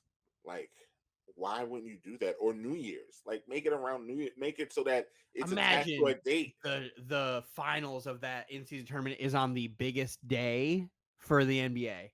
Exactly. Then you could. I like that. Compete with football, who the NFL is clearly like, fuck you, NBA. We're taking over. The NBA just lose. You can't beat football. That's the problem. So it's like you got to put something on. If you could put it on, if that last game of Christmas is just a stinker, right? Like last year where it was Ravens Niners, and the Ravens were beating the dog shit out of the Niners. Yeah, and you could get away with having tip off the championship game at like 8:30. LeBron and Steph Curry playing at the same time. Like, you could get. I'm telling you, what's the Christmas slate this year for the NFL again? You guys, right? No, I thought we played the Chiefs on Black Friday. Oh, right. We played the Chiefs Friday game. Yeah, you're right. You're the Black Friday game. Because we made that joke about that. It just has to be a team of black. With black uniforms. And then you said we're gonna get dog walked in. Fuck you. You will. Yeah, it's gonna be great. Oh, fuck you too, then. Chiefs, Steelers, Ravens, Texans, Seahawks, Bears. Like Ravens, Texans Bears is a good game though. Yeah, but you start the championship game at like 8:00. Seahawks, Bears at 8:15. Who the fuck is watching Seahawks? No one's watching Seahawks. Well, you gotta remember we're talking about this Bears team. But it'll be Christmas. It'll be Christmas. Their season will be over, Anthony. Their season will be done. Wait, whose season? The Bears season will be over by Christmas. I don't know, dude. The Bears are they're looking really good on paper. Go ahead and say something to get you a real spin. Go ahead. No, this isn't. Mike, we are talking about the NBA today. Yeah, this is all about basketball. We are not discussing anything NFL. Fucking Caleb Williams step foot. But hold on, Dylan. Hold on. There's a reason why they're putting the Bears on Christmas Day. All right, they're not doing it for nothing.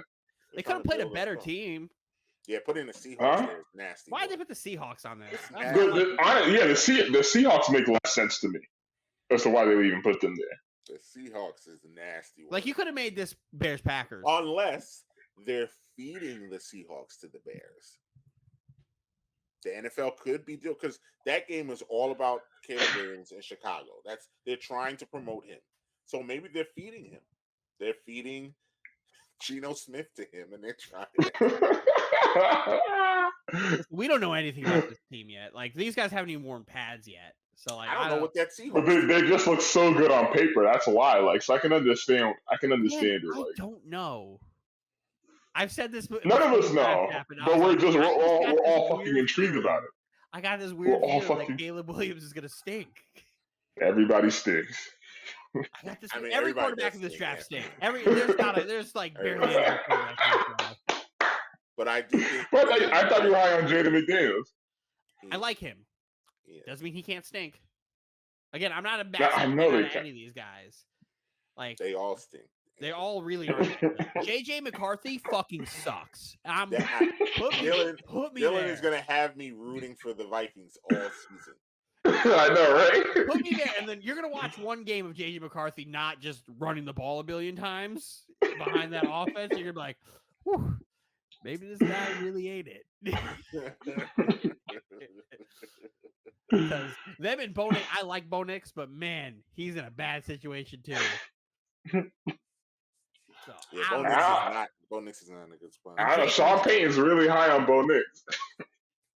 Drake May stinks. Zach Wilson is the starting quarterback for that team. Yes. That's all you need to know. He's a starting quarterback on that team just so he could build the confidence of the other quarterbacks because they can't be worse. Nothing would do my heart more joy than Zach Wilson bringing the Broncos to the playoffs. Preying on his downfall. You're preying on his downfall. Yes. I know. Mike, you wouldn't want this to happen. Dylan and Raj would literally lose their minds. I would never let Raj hear the end of it. Dylan was fairly open-minded about Zach, and he could see what was happening, that he wasn't as bad as... If you listen to Raj, he can't even tie his shoes. He can't even hike the ball. Like, well, is he that far off? Zach Wilson's awful. Come on now. Like, the worst quarterback I've ever seen in my life when I literally saw Tim Boyle start. The single worst quarterback I've ever seen play football was Tim Boyle. And I said that before the season started last year. And you knew exactly where I was going when we was having that conversation, Dylan. I know you did. Yep. Because I just know what you're being too little. No. I saw Tim Boyle play. I saw that. That man doesn't. I did too. He doesn't deserve to be in the league. He doesn't deserve to hold. He has never thrown more touchdowns and interceptions in any point of his football career. High school, college, NFL, he's always been bad. I don't know how he's in the league. I really don't know how he's in the league. But when you compare Zach Wilson to Tim Boyle, yeah, it's easy to be more sympathetic towards fucking Zach Wilson. That's what we're doing, though. That's what we're doing. The problem is Zach has this great arm. He has this great arm talent, and it's a shame. Then like I see all the the leaks from inside the Jet camp, and they're just like, "Hey, he just kind of was stupid," and that was like the worst thing for me to hear. Was like, "Oh, Saleh actually never wanted him," and then when they got him in the building, they were very shocked about how low his football IQ actually was. So then it's like, oh shit. So it's like you got to make the best of the worst situation. But it's like I hope the best for Zach in the sense where he could keep a job in the league. I hope he's a backup for the rest of his career because I can't live in a world where he is good. Wow. Can't do it. What kind of shit is that, man? Can't do it. Can't do it. What kind of hating that shit is that? Where the Jets look like ass in this, I can't be a part of. But how does that make y'all look like ass if he does? Because then we let him go. We let him go. I'm not talking about like superstar. I'm just talking about just playing. No, but because they let him go, Anthony, and they shit on his name, also saying that he couldn't play. He, like I've been saying for 2 years now, that he was the scapegoat, that he was the reason. If it was anyone but him, the Jets would be a playoff.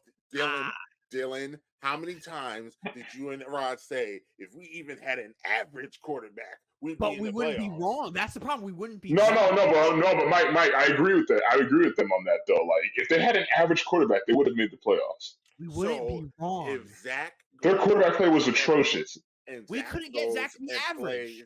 Good, then that y'all couldn't get him to be mediocre half the time. But my argument was always maybe it's the parts around him. Oh no, no, Maybe no, no, it's no, no. I think Zach's problem is that he was just bad at football, right? And the offensive coordinators didn't help him. There's a reason why LaFleur hated him when he was our offensive coordinator because Zach was an idiot. And then I also don't think what's his face is a good offensive coordinator either. Hackett, but there's that was ways the you can worst. work around it. And that's what I mean. I don't But think now you've I don't know if done it's Hackett or if it's him. have you done Zach any favors? Because having Hackett is just that is not He's a Rodgers guy. He is a Rodgers guy, and that offense really would only work for Rodgers. So, like, it's hard to say, but Zach couldn't complete some of these passes. Zach was late a lot. Like, there's a lot of things where Zach's time was just fucked up, and that's like he made the easy things look hard, and you can only reflect so much of coaching on that, right? Yeah. Where there's some, I thought Zach, if he threw the ball 45 yards, there was a better chance of him completing that than a screen pass. It's coaching. But not always, because sometimes you have to pull the trigger. There's too many times where I see him go and then stop and then force it at 90 miles an hour. And then it's like, you need to throw that. The coach can't say, hey, throw the ball. But I also told you that part of that, why I think it's coaching and the fans and the media, was especially more so this year that just passed, was that y'all ruined his confidence. He was scared to make a mistake. He was scared to follow his instinct and throw an interception because the world was going to end if he did. Oh, he's throwing another pick. Oh. But because when he wasn't scared, he was throwing the ball away anyway. You can't play that way. He wasn't scared, and he started throwing the ball to the Patriots, and he threw 3 interceptions when he was trying to throw the ball away. Not even to somebody, away. It's like, okay, man. We're going to see. We're going to see without that stress on him. Like I said, if Sean Payton turns this man into a Pro Bowl quarterback, I'm never Sean letting Payton Roz might hit have the a stroke. I'm never letting Roz hit the end of it. Like, I'm telling you, if Zach's starter, week 7, Bo Nix is the starter. I say week 5. I promise you, if by week 7, the absolute latest is week 7, Bo Nix is the starter. Outside of injury, I will not hold it accountable to Zach if he's injured. Because that's what I was saying, because I wouldn't make that bet because I just don't know. Outside of injury. So if we do just football happening, injury wipes it away. I have a few months to think about it.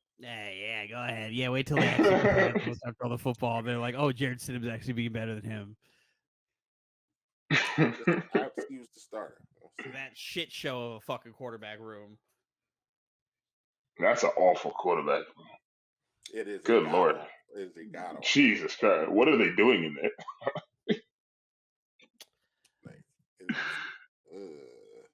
Yeah, I don't know. That's I think that's Sean Payton gassing himself up a little bit too much.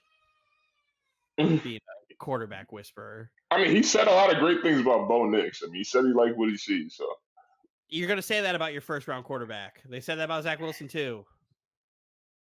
Well, to say you better say that. You better. Well, I haven't seen the Vikings haven't exactly praised JJ McCarthy like that. It's OTAs right now. Like they're the voluntary workouts. Well, they've been saying like he's been struggling, so it's not always even somebody who thinks he's a fucking dork, like he's not a good football player. I'm not gonna sit here and hold like voluntary workouts against somebody. I'll wait till they're in pads and he gets to throw a couple balls, Justin Jefferson and all that good stuff. We'll see. We'll see. All I do know is Drake May's bad. Can't wait to watch him play. That's another guy who just had this North Carolina quarterback. I hated Drake May before he got drafted, so we can't do that. Them North Carolina. Would you rather have him or JJ McCarthy? Is there a gun to my head? Great question. Is there a gun to my head? No, there's no gun. Well, no, there is a gun to your head, actually. Pull the trigger. This man said pull the trigger. Pull the trigger. No, I would take Drake May over McCarthy. You would take Drake May? Over McCarthy, yeah. Yeah, I don't think McCarthy's good. Yeah, your hatred candidates. I don't think he's good. You didn't even hesitate. I don't think he's good. I did try to die just now. Yeah, you did try to die. But no, I would take May. I just don't think he's good. And then he's with the Patriots, who also aren't good. So it's like it's a whole mess of not good. That's the one upside for McCarthy is that he has a good supporting cast. Like, he has Aaron Jones and Justin Jefferson and Hawkinson. I think he'll have an okay. And he has what's his name, Jordan Addison too. I just don't think he's going to be as good as people. Like the way Harbaugh has been gassing him up, it's setting him up for failure.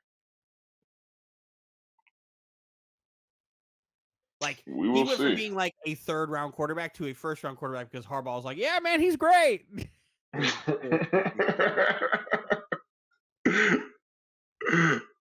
So I just don't believe it. I think at least one of them is going to pan out. I hope so. I think like as much as I think like I'm very unsure on Caleb Williams. I think he's the one. But there's just a part of me that's just like this icky feeling in my tummy where I'm just like, I don't know. I don't know.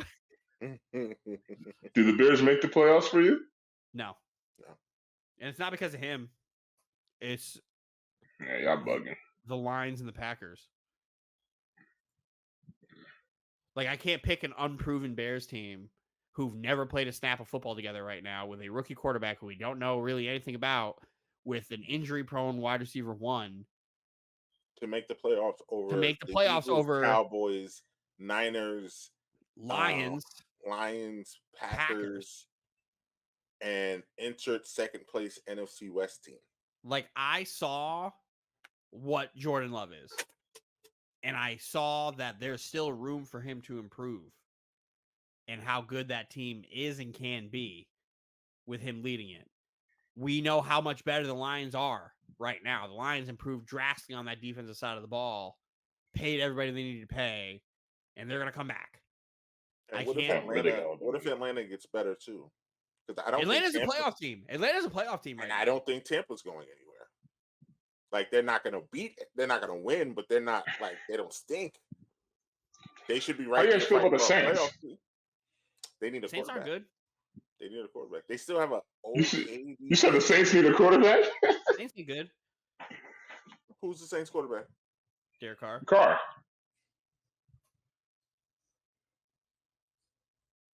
Saints need a quarterback. Saints need a lot. Saints need a quarterback. The Saints. To be fair, Carr did play better towards the end of the year. A Saints team is old. He also was hurt last year, but he was hurt. Yeah, they're old. They need to get younger. Are they still in cap hell too? Yes. They will forever be in cap for hell. For what? I don't understand that team. They put so much money into just making the most mid team ever. Like they're recycling money. Defensive players. Like half of their offensive line. Derek Carr. I think Michael Thomas is still on their money on their books somewhere. Shape or form. Jordan is making $1 zillion. Marshawn Lattimore is getting paid. Making $1 zillion. Like they're just making everybody. Demario Davis is still getting paid. Like he's making like 15, right? Yeah, because when they signed him, he's an all-pro linebacker. Can't they do that thing where they could just make the cap go away? That's what they're doing. They do it every year. Eventually, it catches up to you. Unless everybody just retires. Well. They're not drafting well. They're also not drafting well, yeah. So you can make the cap disappear if you draft well to replace those, to fill in the and those guys retire and exactly. Mm-hmm. If you don't draft well, like the reason Kansas City has a dynasty is because they draft well. Kansas City drafts very well, and that's why we should be afraid of this kid that they just drafted a wide receiver because Xavier Worthy. Because he's also not a good wide receiver. But Andy Reid, he's very fast, Dylan. He's fast as shit. They will utilize him very well, Dylan. Just like they will utilize him well. Darius Toney. Yeah, like that's what I mean. Like Andy Reid don't miss though. I trust Andy Reid. He don't miss. Listen, the best coach of this generation. So many, like you could get all the speed you want, but Xavier Worthy wasn't this great wide receiver. He was just fast as shit. And NFL Open is much different than college open. Coach So him up. Best coach in football. listen, Devin Hester was that guy, but he couldn't catch, and they were Devin never able Hester to would figure be. him out. You imagine Devin Hester with these new kickoff rules? He's already the greatest of all time. That's what I'm saying. Like, He's already a Hall of Famer for this. grief. This Like stuff. that- This is what dreams are made of. I don't think this new kickoff system is going to last more than a year or two. Give me 3 years of it. Give me 3 years of just insane special teams. I miss special teams touchdowns. It's going to be wild. Like, because like this is the safest way to do it. But it's also it is so offense geared. Like, you giving some of these guys a 15, 20-yard head start to just cut through holes. This is flag football. We love it. We love it on special teams. Give me all that. Resurrect the kick returner. It's gonna be Resurrect the kick returner. crazy. Those shifty running backs, they're gonna be. Why do you think the Jets signed Tariq Cohen? The Jets signed Tariq Cohen. Just be like, oh yeah, you're fast as fuck. Let's see if you can be our kick returner. Let's do it. I love the idea of Justin Fields being a kick returner, by the way. I know that was floating around a while back. I love that idea. And I feel like I'm the only person who loves that idea. I don't. Because he would be awesome. He'd be awesome. But whatever. Like, we'll throw it. It's a question. Does Russell Wilson play the whole year? No. I say no too. I think he does. I think he gets replaced with Fields. If the Broncos last year didn't have really somebody better, he would have been benched sooner. Well, Sean Payton hates him. But Russell was not playing bad. I don't. No, Russell wasn't playing bad though. Russ wasn't playing bad. If Russ literally does what he did last year, the exact same season, the Pittsburgh is in the playoffs again. But agreed. Why would I even want that? I want better. I'm just saying. I think he's going to be better. I'm saying, I don't know if he plays like that last year, they're in the playoffs. If I he also plays don't really better know in a new system, how I feel about Pittsburgh. I'm telling you, if Russ gives me what he gave me last year, Pittsburgh's going to the playoffs, and they're going to be that team you don't want to play because, let me tell you, that defense is real. Is TJ Watt hurt or not? I would have. I'm not. No, like assuming TJ Watt's healthy. Come on, Dylan. Like, but can you actually assume he's healthy? It's one of those things where let's address the facts of the situation here, where TJ Watt gets hurt every fucking year. So it's like, okay, let's just say he's not hurt. Also, like, a lot of their defensive players, like, it fell apart. Minka Fitzpatrick also gets hurt every year. It fell apart. Their two best defensive players get hurt all the fucking time. If they and then they're a playoff team. I also don't know how I feel about George Pickens yet. I don't either, but because he is a fucking crybaby.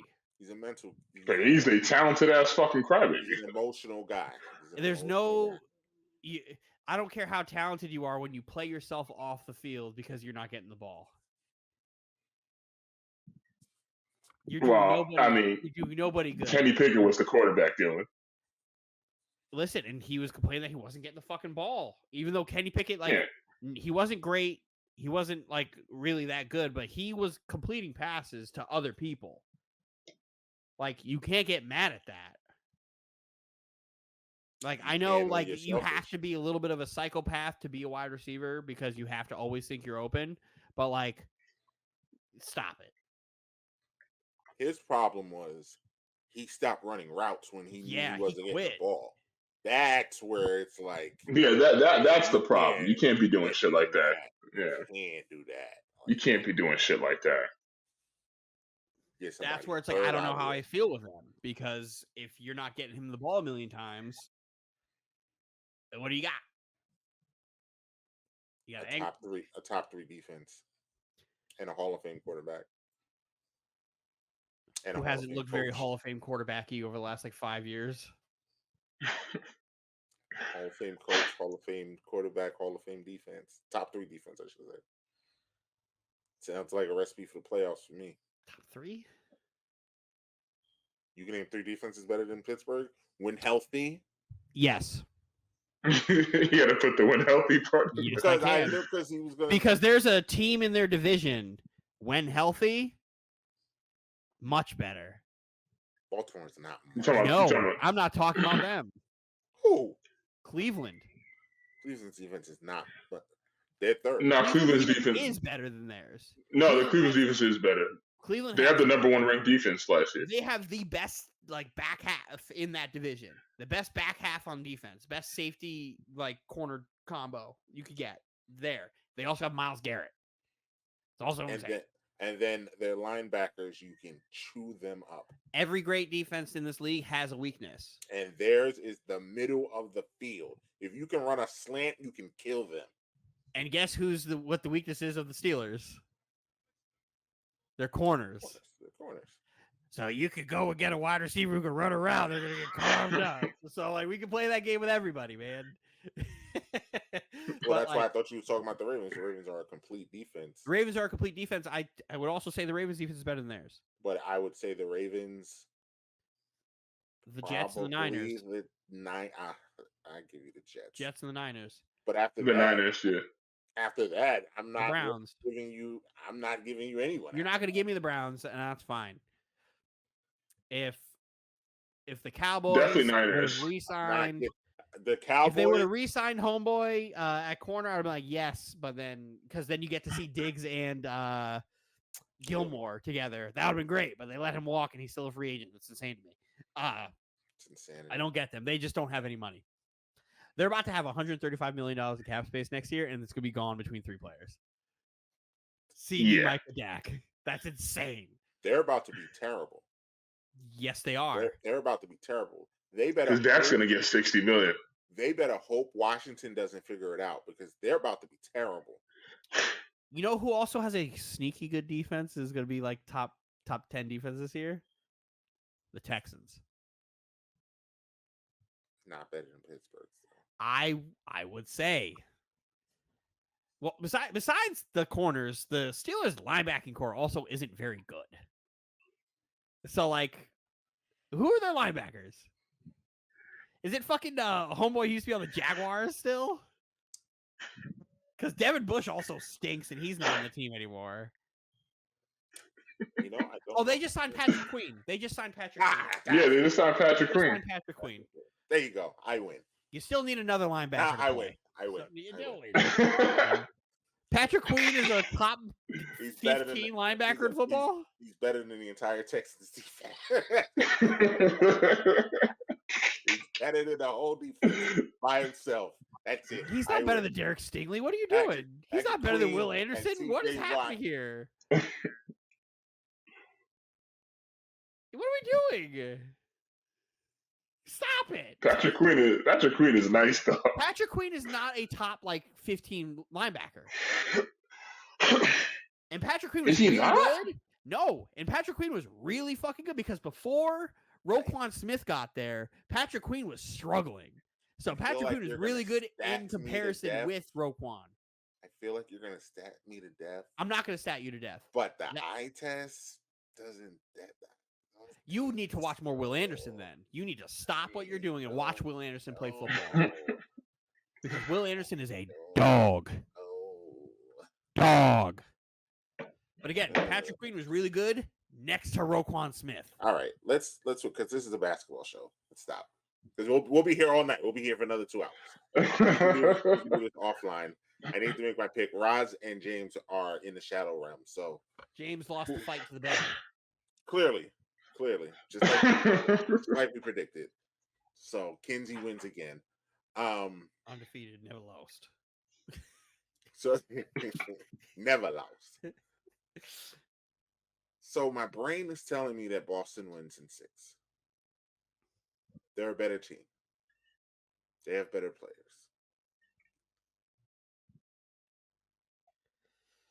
But I'm not that guy. I've been on the Fluka train since day one. Day one. Nobody else in this chat has been on this Fluka train but me. You come on aboard. We've got cookies and milk in the kitchen cabinet. I You don't don't have know. presented to me on a table. I have to go and get it. You're a terrible host. I am not anything consistent. Off the court aside, Kyrie Irving is a phenomenal player. I expect him to show up and play well. I think that Dallas has the better coach. I think Dallas has the best player in the series. They do I have the don't best know. player. I don't know how exactly they're going to do it. Couldn't tell you. But Luka is on the same kind of trajectory playoffs that Dirk Nowitzki was on the year that they won the first time. I can't explain to you how Dallas beat Miami that year. I just know that they did. I can. We're not going to get into it. So if you want a deep analysis and breakdown, I can't give it to you. I don't know how Dallas is going to win this series in 6, but Dallas is going to win this series in 6. And I'm going to be laughing at at 6. I'm going to be laughing at James for months talking about Luka Magic. And here we go. Bang, bang, bang. Wow, Dallas in 6.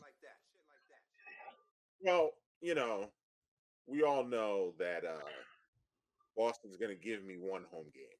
We know that. Boston's going to give me one. They might give me game 1. We know Boston's going to lay an egg in that building at some point in this series. So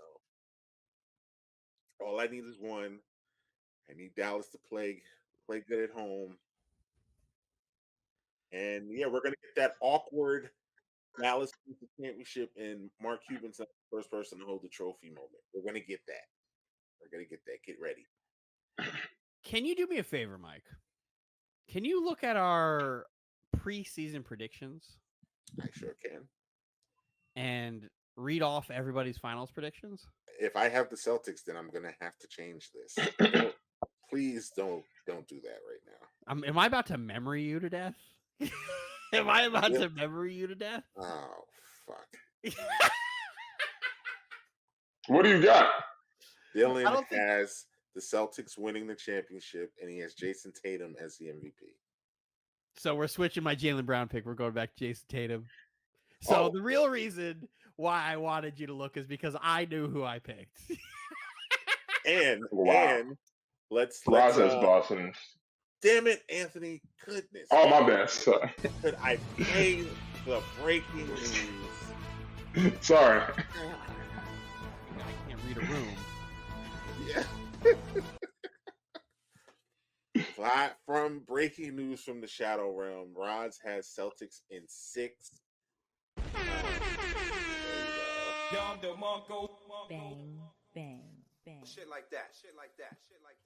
So that was a surprising pick, but it's not really because It's not surprising. I knew he was picking Boston. I just didn't know how many games he was picking them. Just James left. Yeah, I guess we'll get his at some point. James did have the Celtics in the finals, but he picked the Lakers to beat them, so he doesn't get credit for that. I know who Anthony picked. Well, Anthony. Who did I pick again? You picked New York the Nuggets. Knicks. No, he picked the Nuggets to win the championship. Yeah, but he had them facing the New York Knicks. Yeah, the Knicks in the finals. Yeah. I mean, The only one out of you frauds. The only one out of you frauds. He was 4 games off. He was 4 games off. Man, that was injuries off, man. Shit. 5 games, because he would have to win that game. 5 games. He did correctly predict that the Nets would miss the playoffs, too. He did get that right. He did. That's fine. I actually got nothing right except I didn't get anything right except the Pacers winning 40. That Pacers winning 40 almost got them to the NBA championship. So you were the driving force behind your own downfall, sir. I know, right? When the series started, I didn't want to play Indiana. I said that in our analysis when the Knicks clinched, as this Indiana is not as easy as y'all think it is. So am I in speaky territory? It could be, yeah. I mean, yeah, you would have to be in speaking territory, consistent, right? We're being consistent. And I know I've heard you mention Boston a hell of a lot more than James did. but whatever. Especially if you get Tatum right too, that could be dangerous. Wait, so are you switching to Tatum? Yeah, I switched to Yeah, he Tatum. said he's I gotta be switching. consistent. He's gotta stick I gotta with be it. consistent here. After all the dust settles, Dylan could be king NBA. That's speaky right there. Like, that's speaky. So if the Celtics win and Tatum wins the MVP, Dylan would have the MVP right at the beginning of the year, the team right, Wemby winning Rookie of the Year. You said the Mavs would make the play-in. They made the playoffs, so I guess that's kind of right. You also said Orlando would make the play-in, and they also made the playoffs, so I guess that's kind of right. I mean, you know what I mean? Like yeah, you're right. If you make the play and you win the play and you're in the playoffs. Yeah. You said the Suns would lose in the first round, which is also speaky worthy. That is. I forgot I said that. Anthony will be wrong on 3 predictions. I'm sure that happened at some point in the year because he actually only made one. He only made the title and the Nets missed the playoffs. The only thing. No, he did. The Spurs were gonna win like 45. Oh, was he 45 or he was 45? I was 40. I was 40. No, one of y'all said 50. Oh, then he was 50 because I said 40. One of y'all said 50. I said that he was 50. Yeah, that wasn't me. So, what did I say? 50? Yes. Then it had to be. Yes. I couldn't believe it. Like 51. So yeah. I gotta turn the camera off for that one. Dylan said Ben Simmons would win most improved player, which that one didn't age well. The two you got wrong, you really got wrong. Spurs winning 45 and Ben Simmons most improved. You really Ben Simmons was playing well until he fucking his back exploded. Yeah. Really well until his back exploded. James only had Orlando winning 45. And he had the Wizards making the play-in, which is he had that's that's yeah, that's nasty. That's nasty. Wizards making play-in is bad. And quickly winning most improved player, which wasn't off because I mean he wasn't close, but he had to. I understood what he was trying to say. He said quickly was going to quickly did get better this year, so just not most improved. Not enough. But quickly got better, so I won't hold him. But Wizards make play-in. That's nasty. We got some nasty ones. You got Mitchell Robinson as Defensive Player of the Year. I know that. He got hurt. Like he wasn't going to win it anyway. He got hurt. We never know. Roz had Kawhi for MVP, which got thrown out the second they traded for James Harden. Kawhi plays 60, which also worthy. That's speaky worthy. Speaky worthy. Mm-hmm. Bulls make. Who did I have for MVP again? You didn't give me. Oh, you had Devin Booker. Oh, yeah, that never was going to happen. Yeah, Devin Booker. Roz had Bulls make the playoffs. Shake Milton winning most improved player is also terrible. Grizzlies missing the playoffs. That's a good one. Right. Well, but that, yeah. And then Rockets winning 40 games. Rockets win 40 games, and he got close. He got one away, right? They won 39, 30-something. 30-something, yeah. 30-something. So you got but alas, you don't get credit for that. Don't get not in this chat. Oh, the Rock? No, they won 40. They won 40? They won 41. That could be speaky worthy too. They won 41. That's a good. Now that Kawhi playing 60. 60 is a tough one. Plus. He said 60 plus. That is pretty good. That is pretty good. Predicting the NBA champions and the Finals MVP at the beginning of the season before anybody's played is also pretty sick. So, looking back at it now, me and James were the only ones to not have the Nuggets in the finals. All of us, all 5 of us, in one way or another, had either the Celtics or the Nuggets in the finals. So if one didn't have one, then one had the other. So we were all in on Celtics Nuggets. We thought that's really the series we should have got, but because you can't tell, I just picked the Mavs to win the championship, but you can't tell me that Dallas would have beat Denver. You can't tell me Dallas would have beat Denver. There's no world where they would have beat Denver. No, There's no world. So Jokic would have just eaten them alive. he would have tore lively. It would have been white on white crime. Yo, Paul. Paul. He'd have tore lively up. White on white crime. Those are our picks for 2024. I mean, we gotta wait until the finals was over. I would say Roz is winning right now, but Dylan has a chance. Dylan has a chance. I will give that to you, Dylan. You have a chance.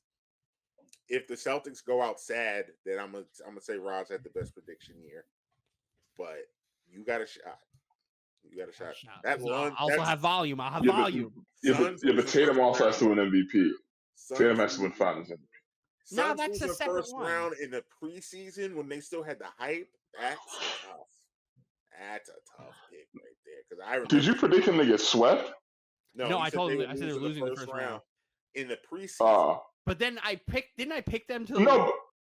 I picked. I could have sworn you mentioned. No, I could have sworn you mentioned the Suns getting swept though too. I might have said that. I remember you saying something like that. I think he said if they played the Nuggets, they would get swept. That's what I believe you said. I said if they played the Clippers. I said I've said a lot about them losing the first. I do remember you saying like, "Yo, they're not even going to get a game," and I thought you were wild as fuck. I'm pretty sure it was to the Nuggets. I think you said if they played the Nuggets, they would get swept. No, but I also remember after I think game 1, you guys brought it up to me, and I was like, I don't think they get a game. I do remember you saying that too, actually. I don't think they get a game, and it's just, I mean, yeah, you saw how bad the team was. Just Bradley I couldn't. Might be out here stealing money. What do you mean, might? He is stealing money. Bradley Beal might be out here stealing money.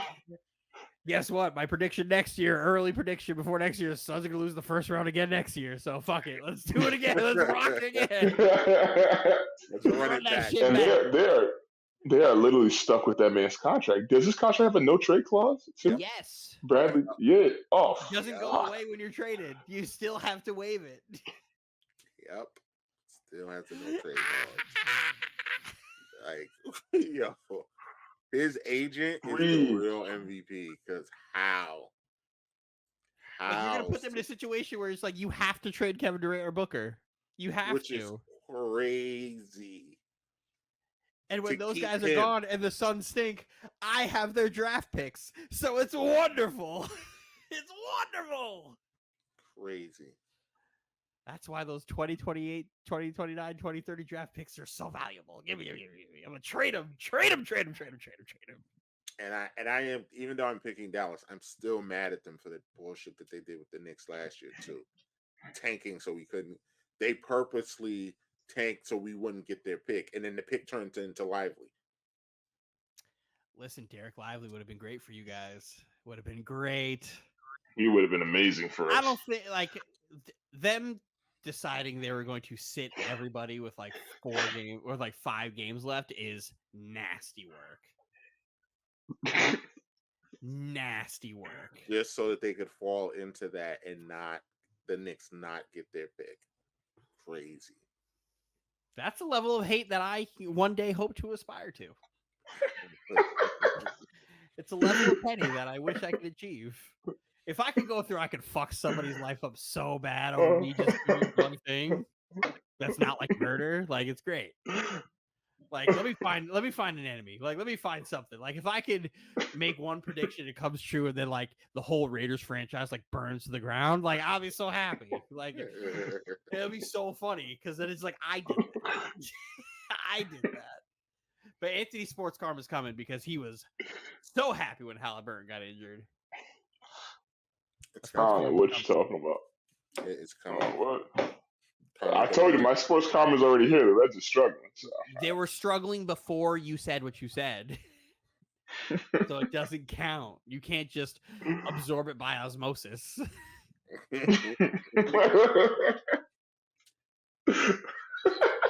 So, all right, we've got Whatever you say. the picks are locked in. Dylan and Roz have the Celtics. I once again am teamed with Anthony, which you guys just have no idea. The Anthony jinx. It's a real thing. It's a real thing. I had to walk him off the ledge as we switch sports one more time. I had to walk him off the ledge during hockey, during the Rangers and the Panthers, because he was ready. He was ready to ruin everything. Mike was like, "Yo, chill." And I was like, "All right, look." What promptly happened like 2 minutes later? The Rangers scored and made it a one cold game.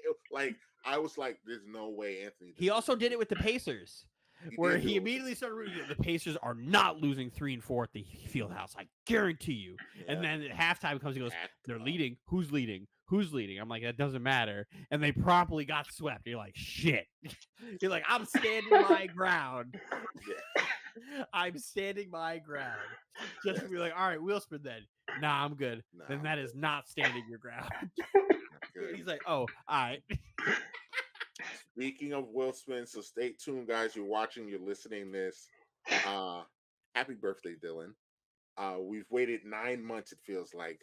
But Anthony will be paying off a bet to me and Dylan shortly. We'll have footage that will actually go up on the Instagram page. I can't wait. Our story will document what's going on. The poll will be up for who you want to pick in the series. That'll be up shortly. By the time you hear this, it'll be up. Join me and Dylan and Anthony, depending on his work schedule, for every game after the finals for post game live. It's gonna be fun. As me and Dylan, anything can happen on post game live. We've had some memorable moments on post game live. Blackheart will not be joining us for the home games because he actually Is going there? is employed by TD Garden. He has a part Oh, time. right. He has a Yeah. part-time Oh, employee, so wow. he will be there working, but he will be there. So I'm excited for him for that. If you were wondering, obviously he's picking the Celtics, but No. he did say depending, he will try to jump on for one of the road games. So we may get Blackheart on here. We may find French to get on camera. Will He we did ever talk- get Blackheart's cousin back? Probably not. Or did think I he- banish him to yeah, I the think he- Shadow Realm? Yeah, I'm pretty sure he evaporated.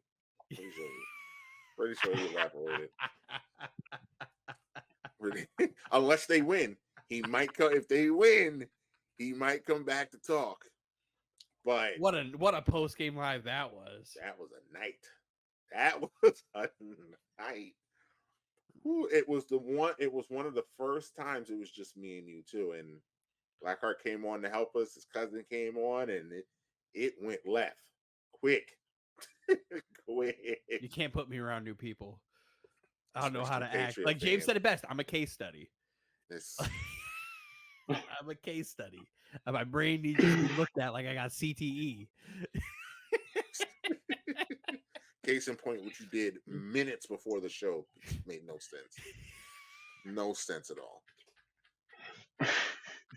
Right, man. I didn't know it was gonna be that bad. But yeah, join us for post game live. Join us. Make sure to vote on our page, and we'll see you after game one. Peace.